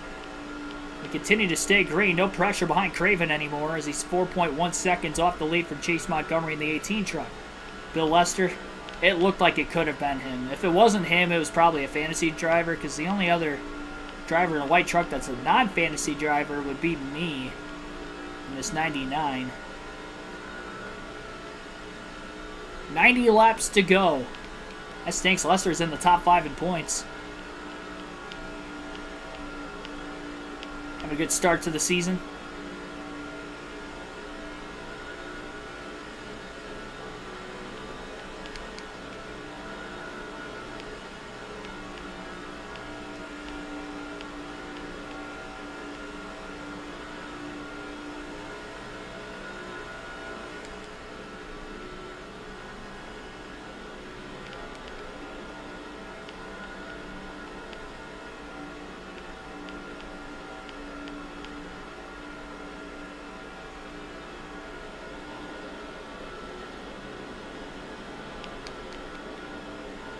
Terry Cook in the 10 truck is the next one out in front of the 99 of Craven in the 15th place position right now.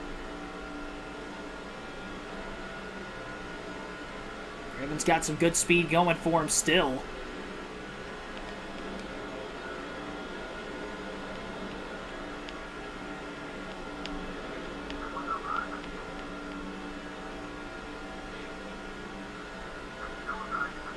Working to the bottom. Turns 3 and 4, going to drive it in deep. Easily going to clear the 10 truck of Terry Cook, and inside the top 15 once again now for Craven on his comeback after flipping a little bit earlier on in the race, on lap 2 nonetheless. Taking 44 laps to get back in the top 15, but he is there. Another slow truck on the back straightaway with an engine failure trying to get to pit road. Heading into turns 3 and 4 now is that driver on the inside. I'm not sure who it was. It was somebody who already pitted because it did not gain a position for Craven at all in that transition.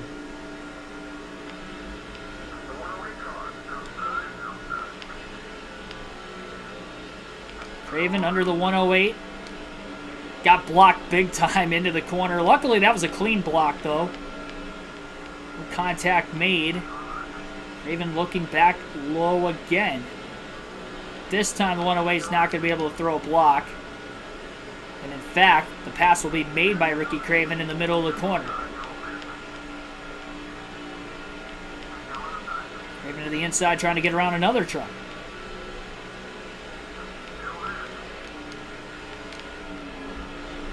Will contact. Middle of the corner, but Craven holds on to it. Pass made for 13th.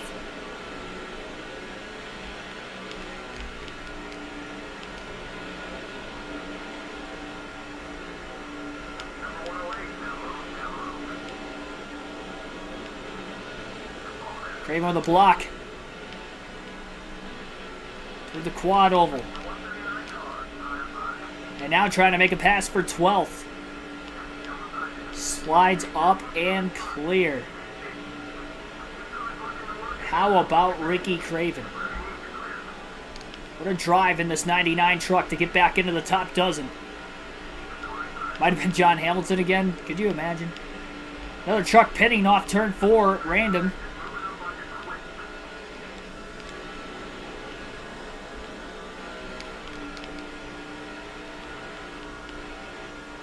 And that truck that just pitted was also on the lead lap. It's going to move Craven up to 11th. Wonder what the reason was for those trucks pitting that first lap after the restart.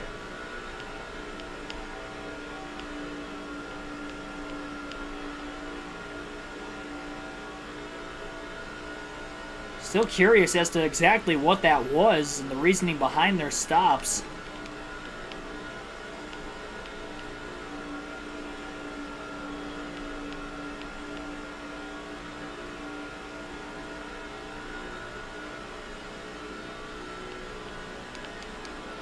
So many failures in this game. You talk about engine failures. We've seen a lot tonight in both races. Crucial ones in the Martinsville race with John Hamilton blowing a motor. It's like the 2022 playoffs.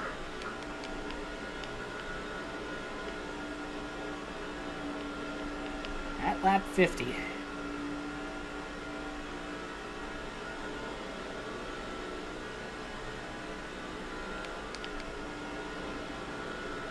Tires matter at Atlanta. I mean, that's true, but remember, this Atlanta, it's not as bumpy as what it was right before the repave and reconfiguration prior to this season in real life. 2005, it didn't have that much wear.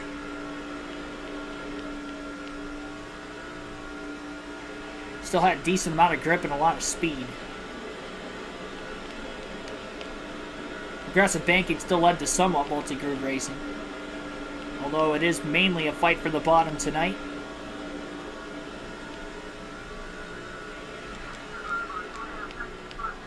Even down low, looking to make another pass.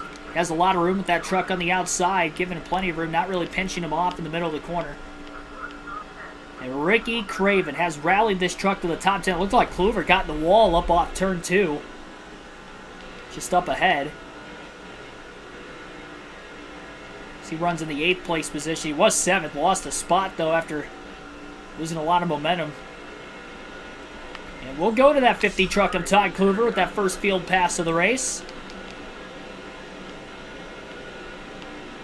So Kluver runs in 8th.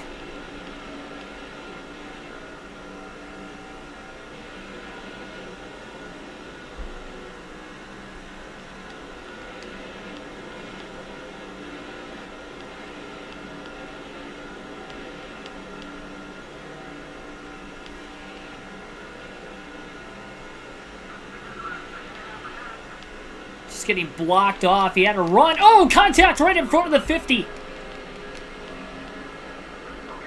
Two trucks got together in the middle of turns 1 and 2, right in front of Todd Kluver. That checked him up also. Lost a spot as a result. Nearly had a wreck. Now a big block by, is that the 86 truck? Middle of the corner. Kluver going to get a pass back. Moving himself back up to 8th again. And Craven starting to close in on more trucks as he's just 2.6 seconds off the lead.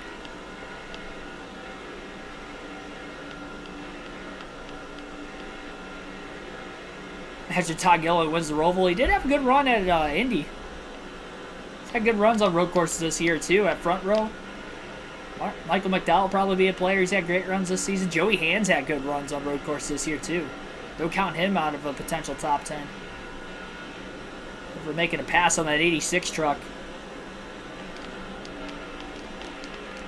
Oh, Craven bobbled big time off the apron. He's going to lose a spot. What a save. Amazing how much that truck wiggled just after that clip. And cost him a position, but it's better than him wiping completely out and risk ending his race at this point. The damage he's already got on the truck.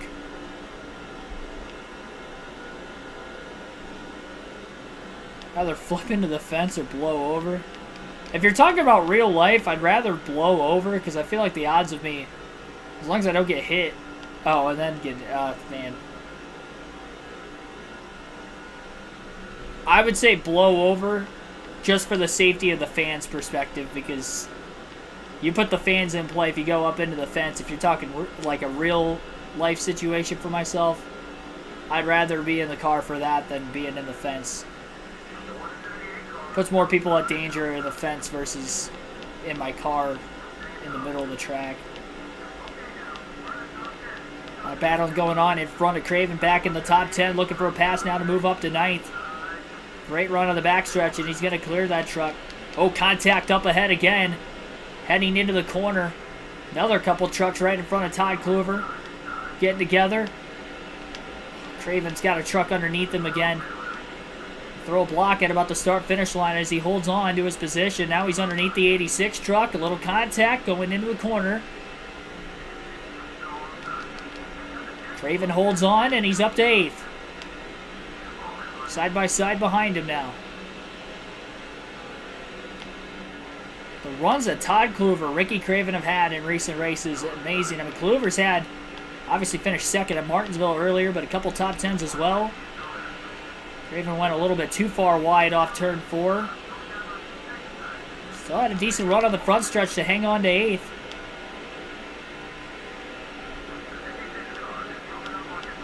He's 56, still battling back. Trying to get underneath the Ricky Craven, still won't happen.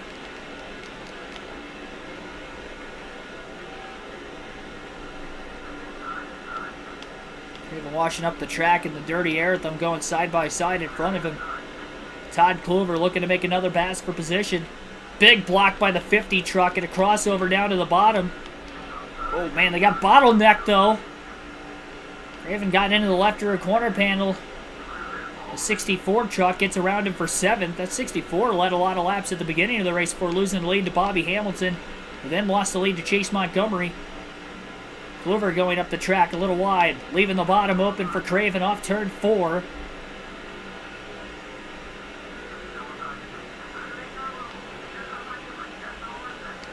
And Craven is up to 6th.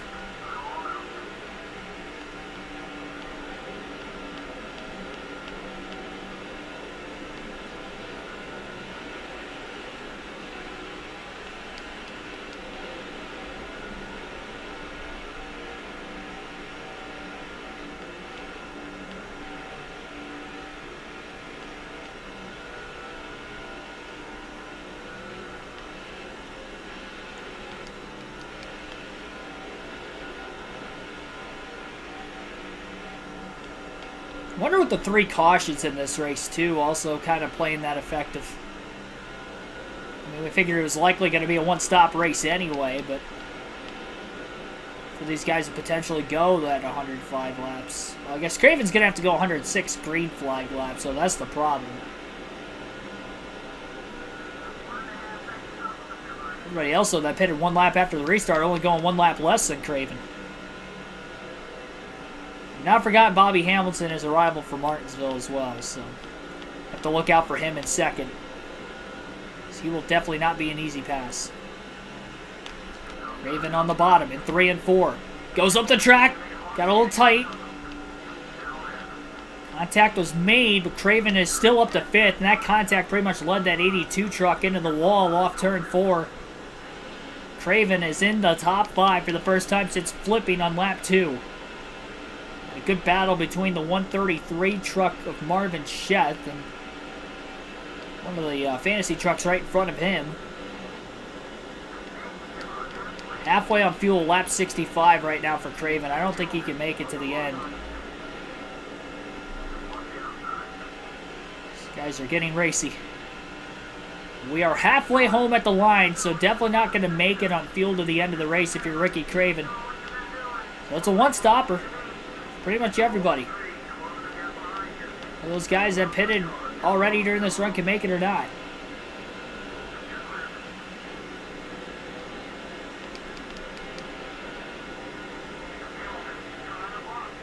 Bobby Hamilton blocking Marvin Shett.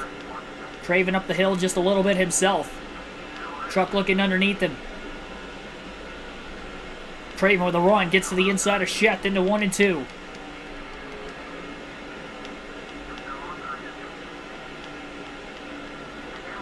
Ricky Craven has rallied to 3rd place off of turn 2. Just past halfway, closes on Bobby Hamilton, and is looking for 2nd. Hamilton not budging. Craven down low on the front stretch, looking for 2nd. Door to door into 1 and 2. Up the track goes Craven, trying to side draft the 0-4. 3 wide. 3 wide off of turn 2 into 3, still 3. This is going to get very, very tight. Hamilton does not take a swing at Ricky Craven. Oh, Hamilton's in the wall pretty hard off turn 4. Loses more than just 2nd place. What a battle. And Craven on the outside, holding on strong on the 133 truck of Marvin Shett, side drafting him quite a bit in the middle of the corner.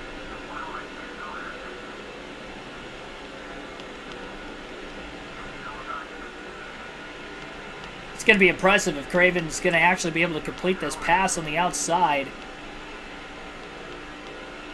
So close. He's done it. Wow. Get back into 3rd, passing Marvin Shett on the outside lane. Able to get back down to the bottom in 1 and 2. Trying to make a pass for 2nd again.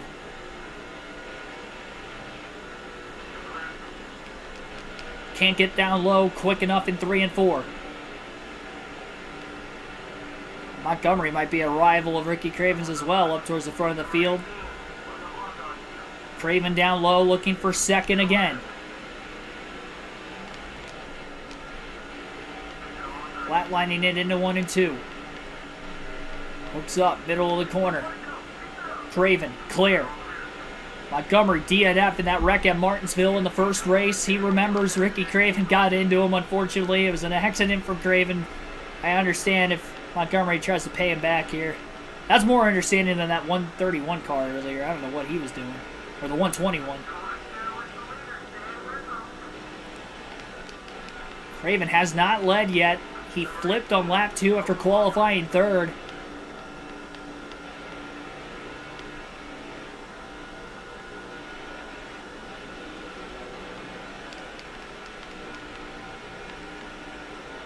Oh, yeah, sorry.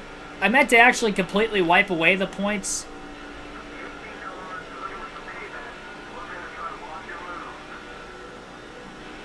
Just see better. Yeah, I meant to have the points disappear anyway because I didn't update them from race 1 to race 2. Let me pause it real quick. Sorry for that. Here we go. At least thanks for making me aware of this situation, because kind of forgot. All right.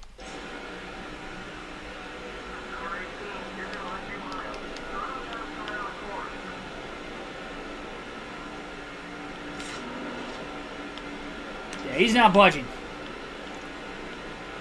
Craven's got to run off turn 4.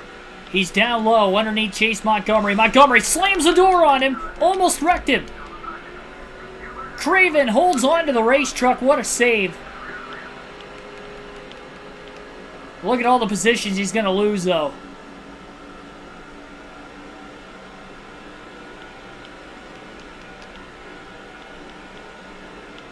I don't know how Craven held on to that race truck. Montgomery holds on to the lead. And Craven falls from 2nd to 6th in 1 lap. And now is 1.2 seconds off the lead again. Craven can't afford to wreck again. He made DNF. Right front tire really wearing out on the 99 as well now. Might have been his only shot to get to the lead during this run before pit stops.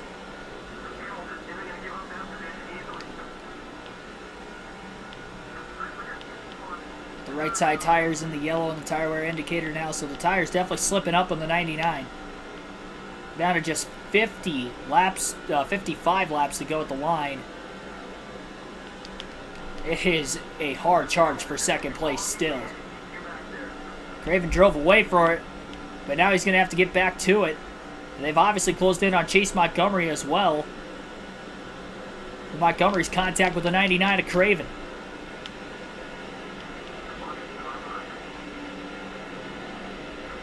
What a battle. Another truck blowing an engine down towards pit road. They'll get there. We stay green. All 3 cautions in those first 21 laps of the race. Montgomery will lose the lead. Craven to the inside of Montgomery off turn 2. There's contact. Montgomery tried to throw a block. Oh no! Hamilton got hooked because the 18 moved the 99 down into the 04. They were 3 wide.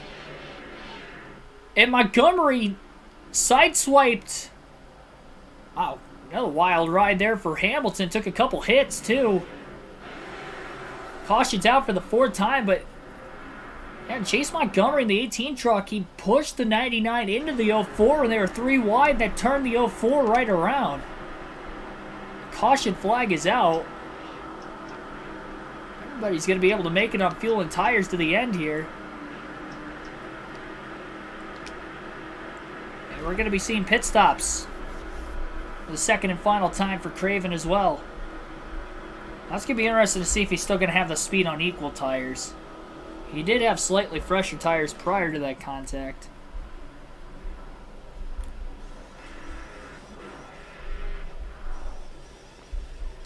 Ay, ay, ay.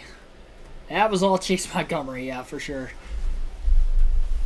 3 wide, and now there's a mistake on the pit stop for the left rear tire changer as he was missing a lug nut on that left rear tire, and look at how many spots Craven's going to lose.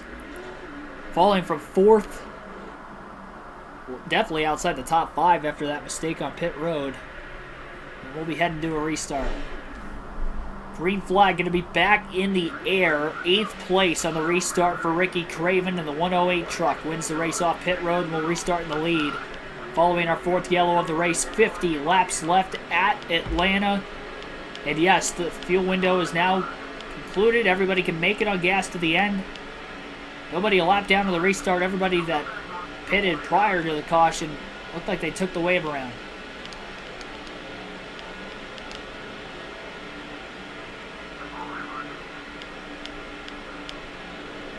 Was that the final caution? A lot of 3 wide racing up ahead. Craven lost 1 spot on the restart, falling to 9th. Still has not led a lap. Still 3 wide through 1 and 2. 3 by 3 through the back straightaway into turn 3. Craven hooked to that white line, trying to get back to 8th again. Ryan knows he has it off turn 4. I think somebody in the chat questioned that potentially John Hamilton was out of the race again, but he is still in it. He's in that 120 truck.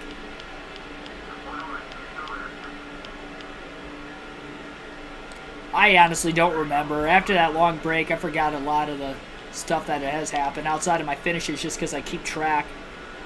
Laps led, who's won. I've been keeping track statistically, but from race to race, as far as what all goes down,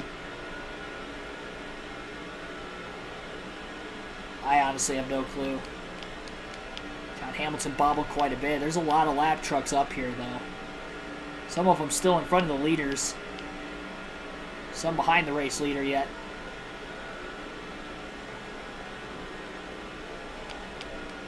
That was you.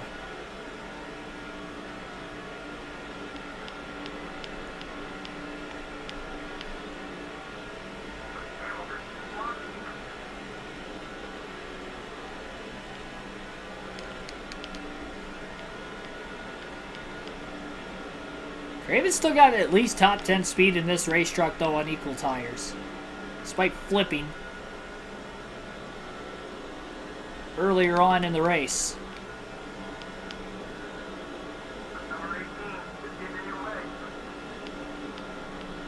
Oh, Montgomery into the wall off turn 4. Got squeezed by the 86 truck underneath him. Still stuck on the outside, too. Goes all the way from the top to the bottom. Get to the inside of Brandon Witt, the 38. Craven underneath the 120 of John Hamilton after passing a lap truck. 3 wide. Hamilton, Witt. None of those passes were for position, but Craven will get around him. Witt into the wall off turn 4. Going to stack up some more trucks further back on the front stretch heading towards turns 1 and 2.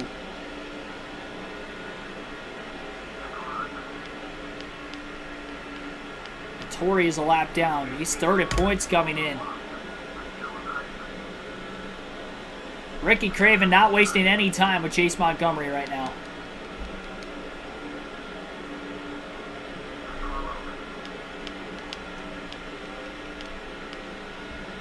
Craven 3 wide middle there. Hangs on.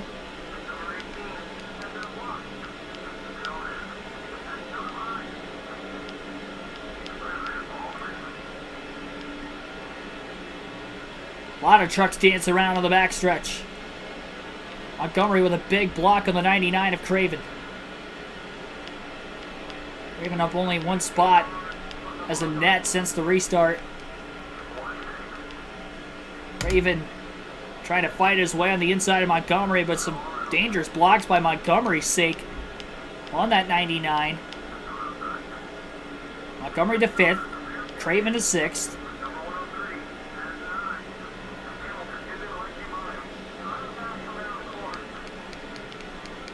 Bobby Hamilton down to the bottom. Terry Cook.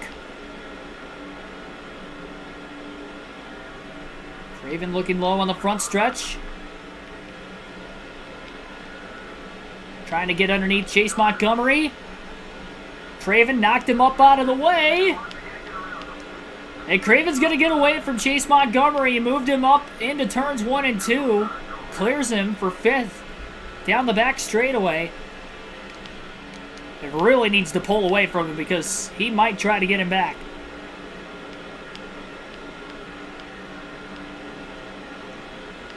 Craven boxed in. Looking low on the front stretch. Pass made for 4th. Squeezed into the inside of Bobby Hamilton. Hamilton's now a big rival after Montgomery had knocked the 99 into the 04. Hamilton tried to take out the 99.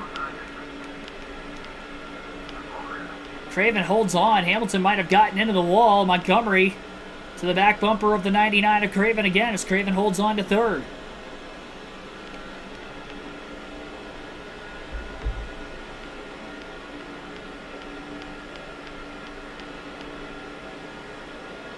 Craven pulling Montgomery. A wild race so far at Atlanta. Tempers flaring at hot Atlanta tonight.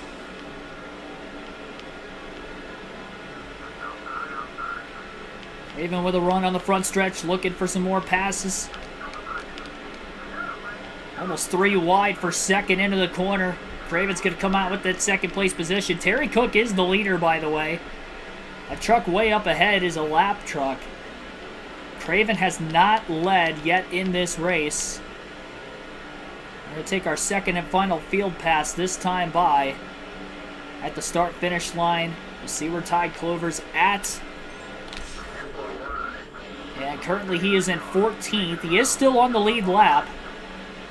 But 14th place is where Ty Clover is currently running. Just past the lapper in the 107. Trying to get by the 164 truck. Clover's had a clean truck today. He was in the top 10 for the most part. He lost some spots between pit road and that last restart as well. Has bumped him 14th now, making a pass for 13th in turns 3 and 4, getting 1 spot back. Looked like there was a near wreck in turns 1 and 2. Craven, by the way, to the lead as he finally led his first lap of the race that last time by in the 10 truck of Terry Cook.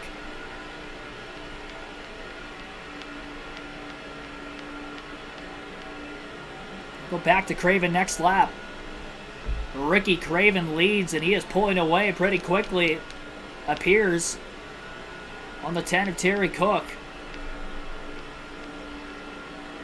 35 laps to go yet at the line. Still a lot of time left in this race. Middle of turns 1 and 2 right now. Montgomery in third. He is the truck in line behind Cook. Cook's got a run on the backstretch heading towards turns 3 and 4. No chance for Craven to block. Cook has cleared him. Craven led 2 laps. And looking for the crossover. Can't get it.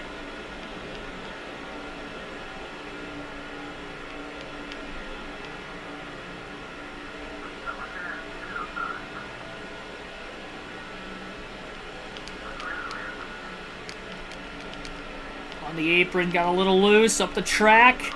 Keeps it off Cook, side drafted him. Oh, Cook's in the wall off turn 4. And Craven to the lead again. Not sure if this 178 truck's on the lead lap or not. I believe he is. Looking at the interval on the right side of the screen.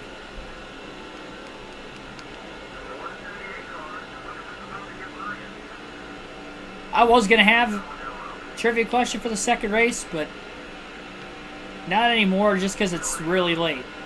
At least we got one in the first race. Otherwise, I definitely would. First lap, the 178 truck is led now today, and Montgomery in third, closing back on Craven again.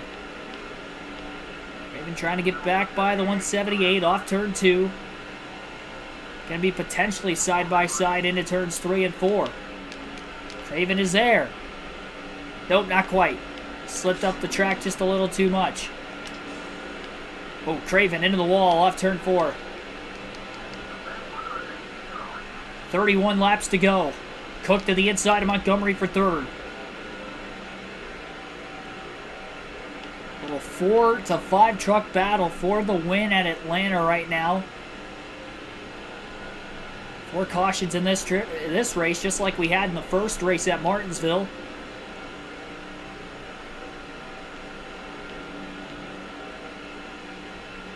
Two early, 2 in the middle. In the Martinsville race, 3 early, 1 in the middle. In this Atlanta race. Didn't have any late yellows at Martinsville. And I will say, this 178 truck put on a little bit better of a fight than any other truck who has led so far. I don't think this 178 has won yet this season. It's Bill Lester in the 22. Checker's truck up on the outside in danger of going a lap down with 29 laps left. Held up the leader enough that Craven had a big run on the front stretch. There's a little contact. And Craven back into the lead. Barely. But he is clear on the back straightaway. Dangerous move. Paid off for Ricky Craven. He's not going to have that speed to just drive away from these guys after flipping earlier. He's just going to have to hold on for dear life, but he's out in front. He has now led just 3 laps in this race. Cook going for second.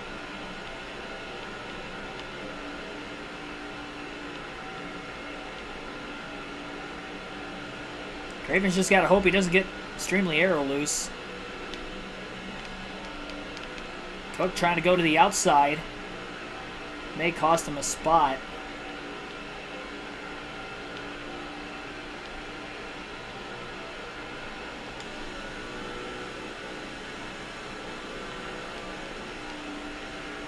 Alternate through the different camera angles one more time in this final race of the evening. Martinsville came down to the wire in the first race, and it looks like Atlanta's going to come down to the wire in race 2. Talking about these double headers, it seems like both races are usually pretty good. This one's sloppy at times, but Made our way out of it. Craven's got a shot.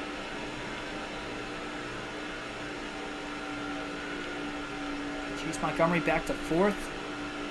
I believe in that blue truck back at 4th. Go the 2 trucks behind Craven for 2nd. She's definitely allowing Craven to hold on to the lead a little bit more. Kind of overdrove 3 and 4 just a little bit. A lot of bottom left open. It's contact. That was a big block.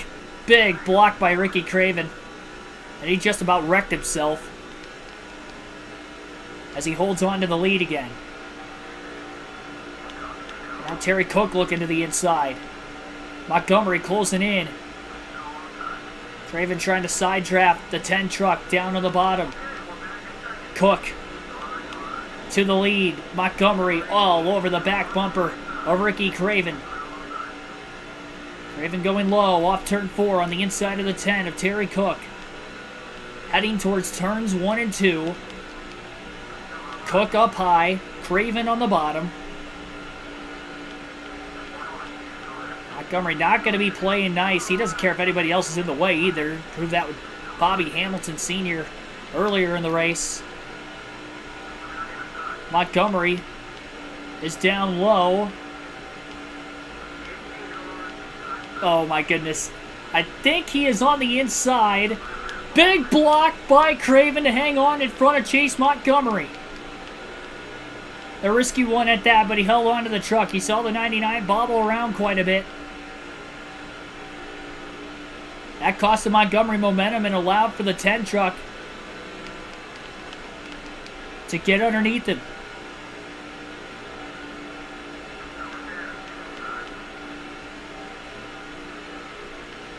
Cook is there. Oh! Montgomery about turned the 99. What a save by Ricky Craven. The 178 split everybody up there. Well, he got to him.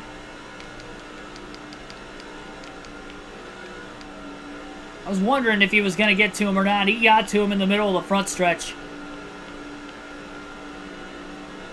Craven down to the grass, held on to it, lost the lead.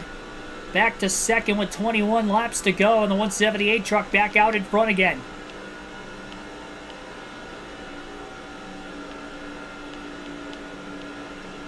And Montgomery still in 3rd. Terry Cook unfortunately lost a lot of positions.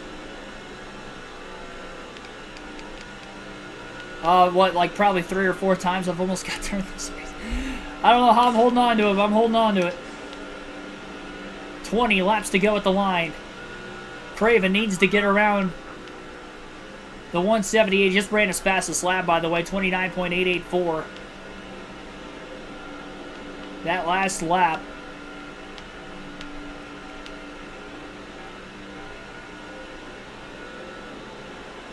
Going for the win at Atlanta. Craven trying to go for back-to-back. 78 truck blocking towards the outside. Craven trying to get underneath him on the front stretch. He's going to get blocked off. 19 laps to go. Will we stay green to the end of the race as well?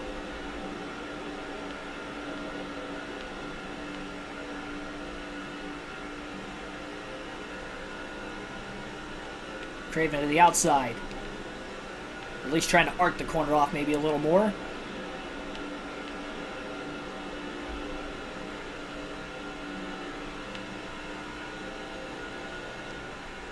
Go back to the far chase cam to the very end as well. Up on the outside is Ricky Craven. 178 trying to mimic that line right in the middle of the corner. Craven goes down low, up off the exit, side by side on the back straightaway for the lead. They get blocked off. Craven, though, again, trying to go towards the outside. The 178 going to stay down on the bottom, and he's going to pull Craven this time.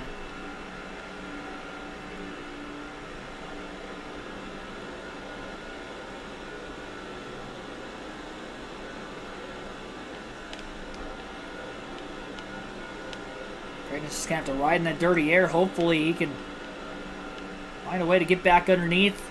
Really low exit to turn 2. He is got to be careful getting down on the apron like that. He gets too loose.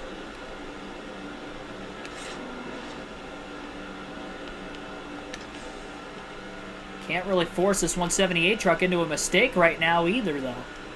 29.818, fastest lap of the day for Craven, but he still can't get to the 178 because he's probably running his fastest laps as well. The fact that Craven is this quick after flipping on lap 2 is just absolutely insane. And a potential flip or win situation right now for Ricky Craven.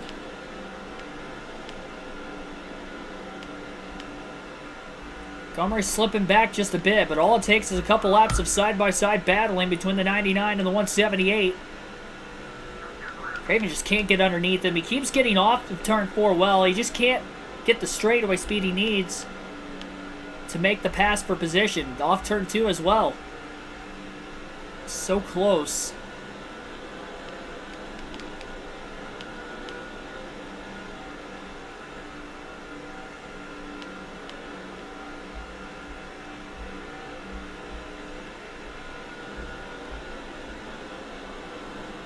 Top 2 are really pulling away from everybody else.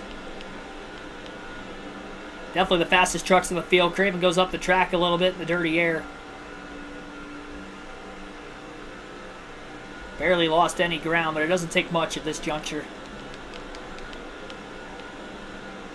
There he goes again.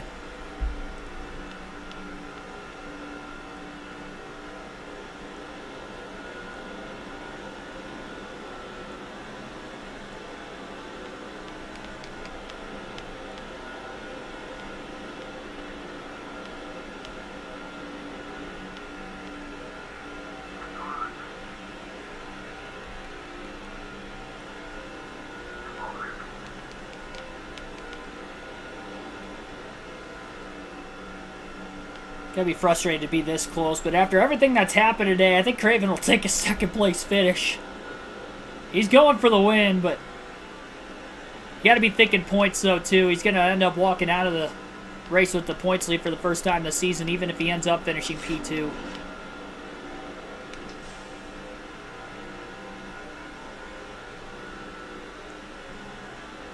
Much lower dive on entry into 3 and 4 that time. Even with the 178 moving down in front of him. Putting Craven in that dirty air. He's able to get there side by side potentially for the lead. Is Craven on the inside of the 178 truck into 1 and 2? He is. 178 trying to shut the door in the middle of the corner. Couldn't do it.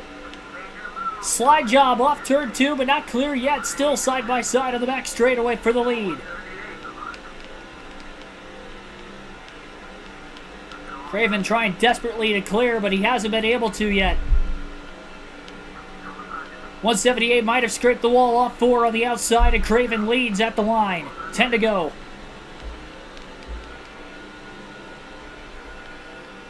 Worked and worked and worked and finally got around him.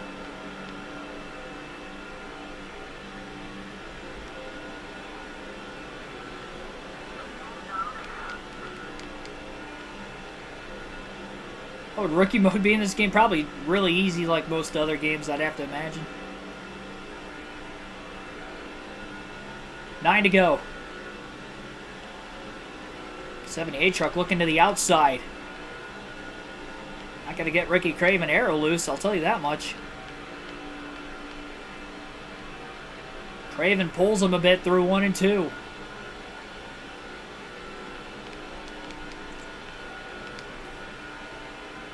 Overdrove 3 and 4 though. 178 truck trying to get back down to the inside. He's going to get there. At the line, Craven going to lead the lap. Craven trying to hold him down. The 178 all the way on the apron into the corner as he makes the pass. How did he get that truck to stick that low on the racetrack? I thought for sure he was going to slide up the track. He's showing great drivability in the race trucks as they come to 7 to go. The fact that they both did that without any contact, too.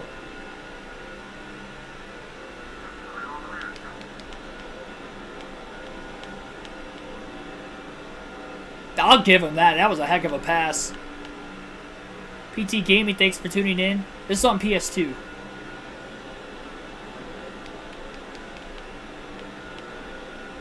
Craven in that dirty air again. So the 178 moving up the track a couple times as well. Montgomery closing in just a bit in third with these two going at it for the win. They're racing each other heads up right now. 6 laps to go. Does Craven have anything else for him?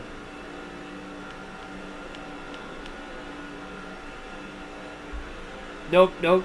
No emulators.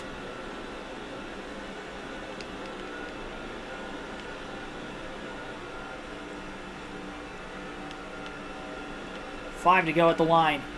And remember, caution comes out, the race could end. Cannot wait. I mean, you can't even get the runs either. You got to go for it. First chance you get.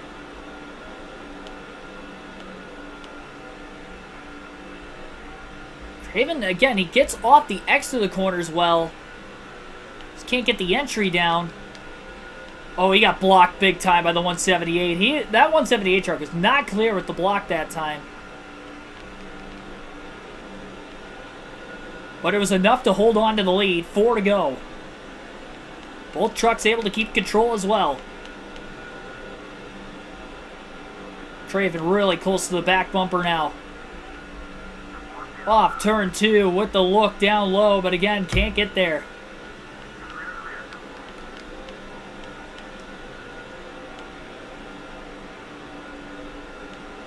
Well, we have another Atlanta finish. Classic one. NASCAR had so many of those in the 2000s. Late 90s into the early to mid 2000s. Oh, Craven got there. 178 moved up off the bottom in the middle of the corner. Now he made the mistake. Craven on the inside, and they're door-to-door for the lead on the back straightaway. Into turns 3 and 4. Side by side, Craven sliding up the track. Clear. 2 to go at the line. Craven back in the lead, and now on the defense. And Montgomery trying to close still back there in third. Craven a little arrow loose with the 178 truck behind him, but he holds on to the lead in 1 and 2. Craven with a block, back straightaway, 178 truck to the outside. And 3 and 4, Craven gave up the bottom though in the middle of the corner. Here comes the 178, back down low to the bottom. A little squeeze up turn 4 as they're coming to the white flag. Oh, he hit him. The 178 trying to hit the 99 of Craven and move him up out of the way. Craven holds on to the lead in 1 and 2. Gets back down to the bottom. Montgomery's in the race now. Half a lap to go. 3/4 of a mile left. Craven hooks the bottom. Montgomery going low. Chase Montgomery. All over the back of Ricky Craven. He's not going to get there, and Ricky Craven is going to win at Atlanta. Back-to-back wins, both on the same night. Welcome back to the channel, ladies and gentlemen.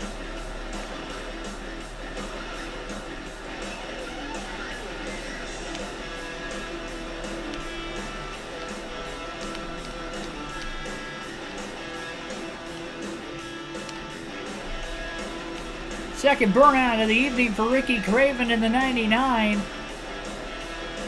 I think Montgomery ended up finishing P2 there on that last lap.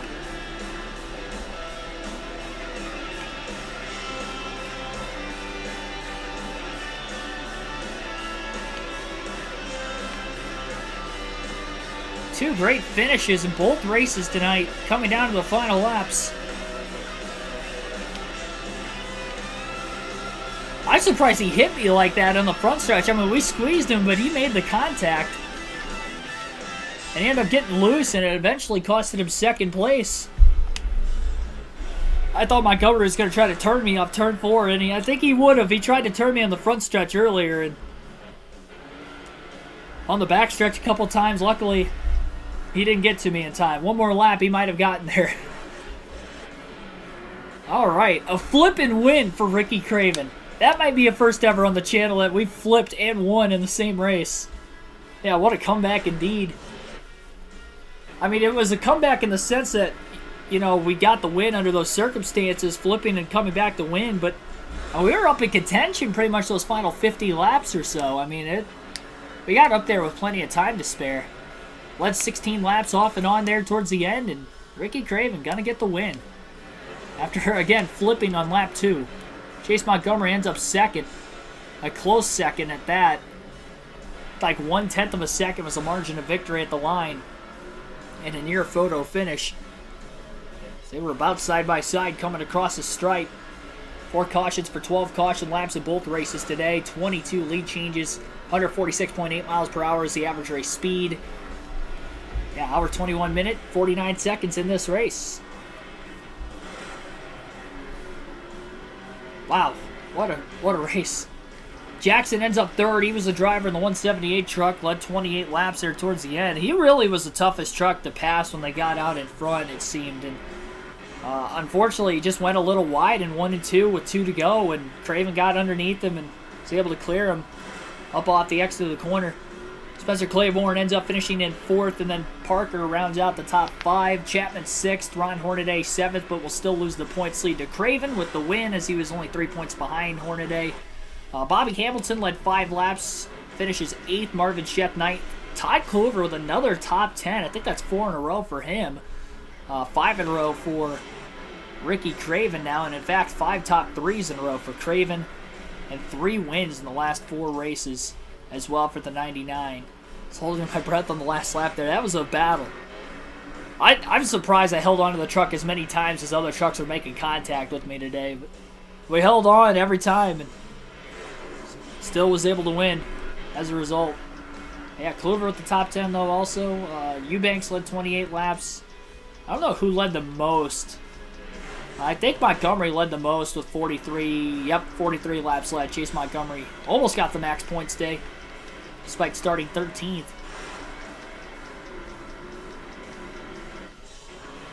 And 26 trucks finished on the lead lap total in today's race. Kevin Harvick DNF'd after that wreck on lap 2. That's why it shows he only finished 1 lap. He had a wild ride in that. He ended up airborne, but then came back down on all 4 without flipping and then smacked the outside wall head on after that. So he had a wild ride for sure, and unfortunately he ended up DNFing in that wreck back on lap 2. Grant, Cleveland, Vincent also blew engines today, so 4 drivers DNF'd in each of the first 2 races tonight. We'll check out the point standings before we end the stream. Some good racing tonight, yeah, and I won both under heavy pressure. John Hamilton, thank you for blowing an engine in that first race, giving me a chance, and this race, I mean, we just had to drive the wheels off this thing, quite literally. I mean, we were airborne. Lap 2, came back, won, flip and win for Ricky Craven. Stream schedule for the week, I'll have it uploaded tonight, for sure.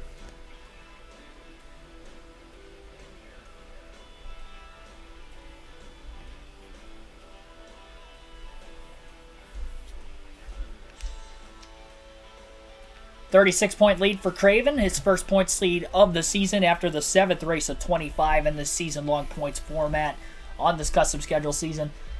But 36 points, not a lot. At least Hornaday was able to get his first top 10 in 3 races. Bobby Hamilton, though, ends up finishing top 10 as well. He is 3rd in points, 98 back. Still pretty close within the top 4. Even Montgomery, after finishing 2nd, leading the most laps, getting 10 bonus points today. He's 108 back, and he's only 10 behind Hamilton for 3rd. But obviously still super early in the season, so the points are going to be tightly congested together as it is. I mean, season-long points format in the Truck Series last season on a non-custom schedule, we had 4 drivers going for the championship in the final race, and we ended up getting it done with Hornaday by 18 points over Montgomery, I believe, was the truck we beat out for the championship. So, you never know. You never know. And that's with Brandon Witt blowing an engine in each of the last 2 races of the season, because we were, like 90-something points back going into Phoenix. He blew an engine there. We had a narrow points lead, and then he blew an engine again. Crazy. All right, that is going to end this stream tonight.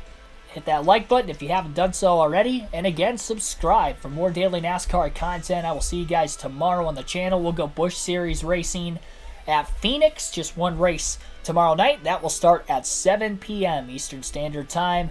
Hope to see you then. 6 p.m. Eastern Standard Time tomorrow night with our Busch Series race at Phoenix. Kyle Busch is our driver there. You guys voted for me to race as him. We're going to try to get him the title. It goes in with the points lead. I think I finished top 10 in each of the first 5 or 6 races this year, so we'll try to keep that streak alive. And yeah, hope to see you guys there again. Thank you, everybody. Have a good rest of your night.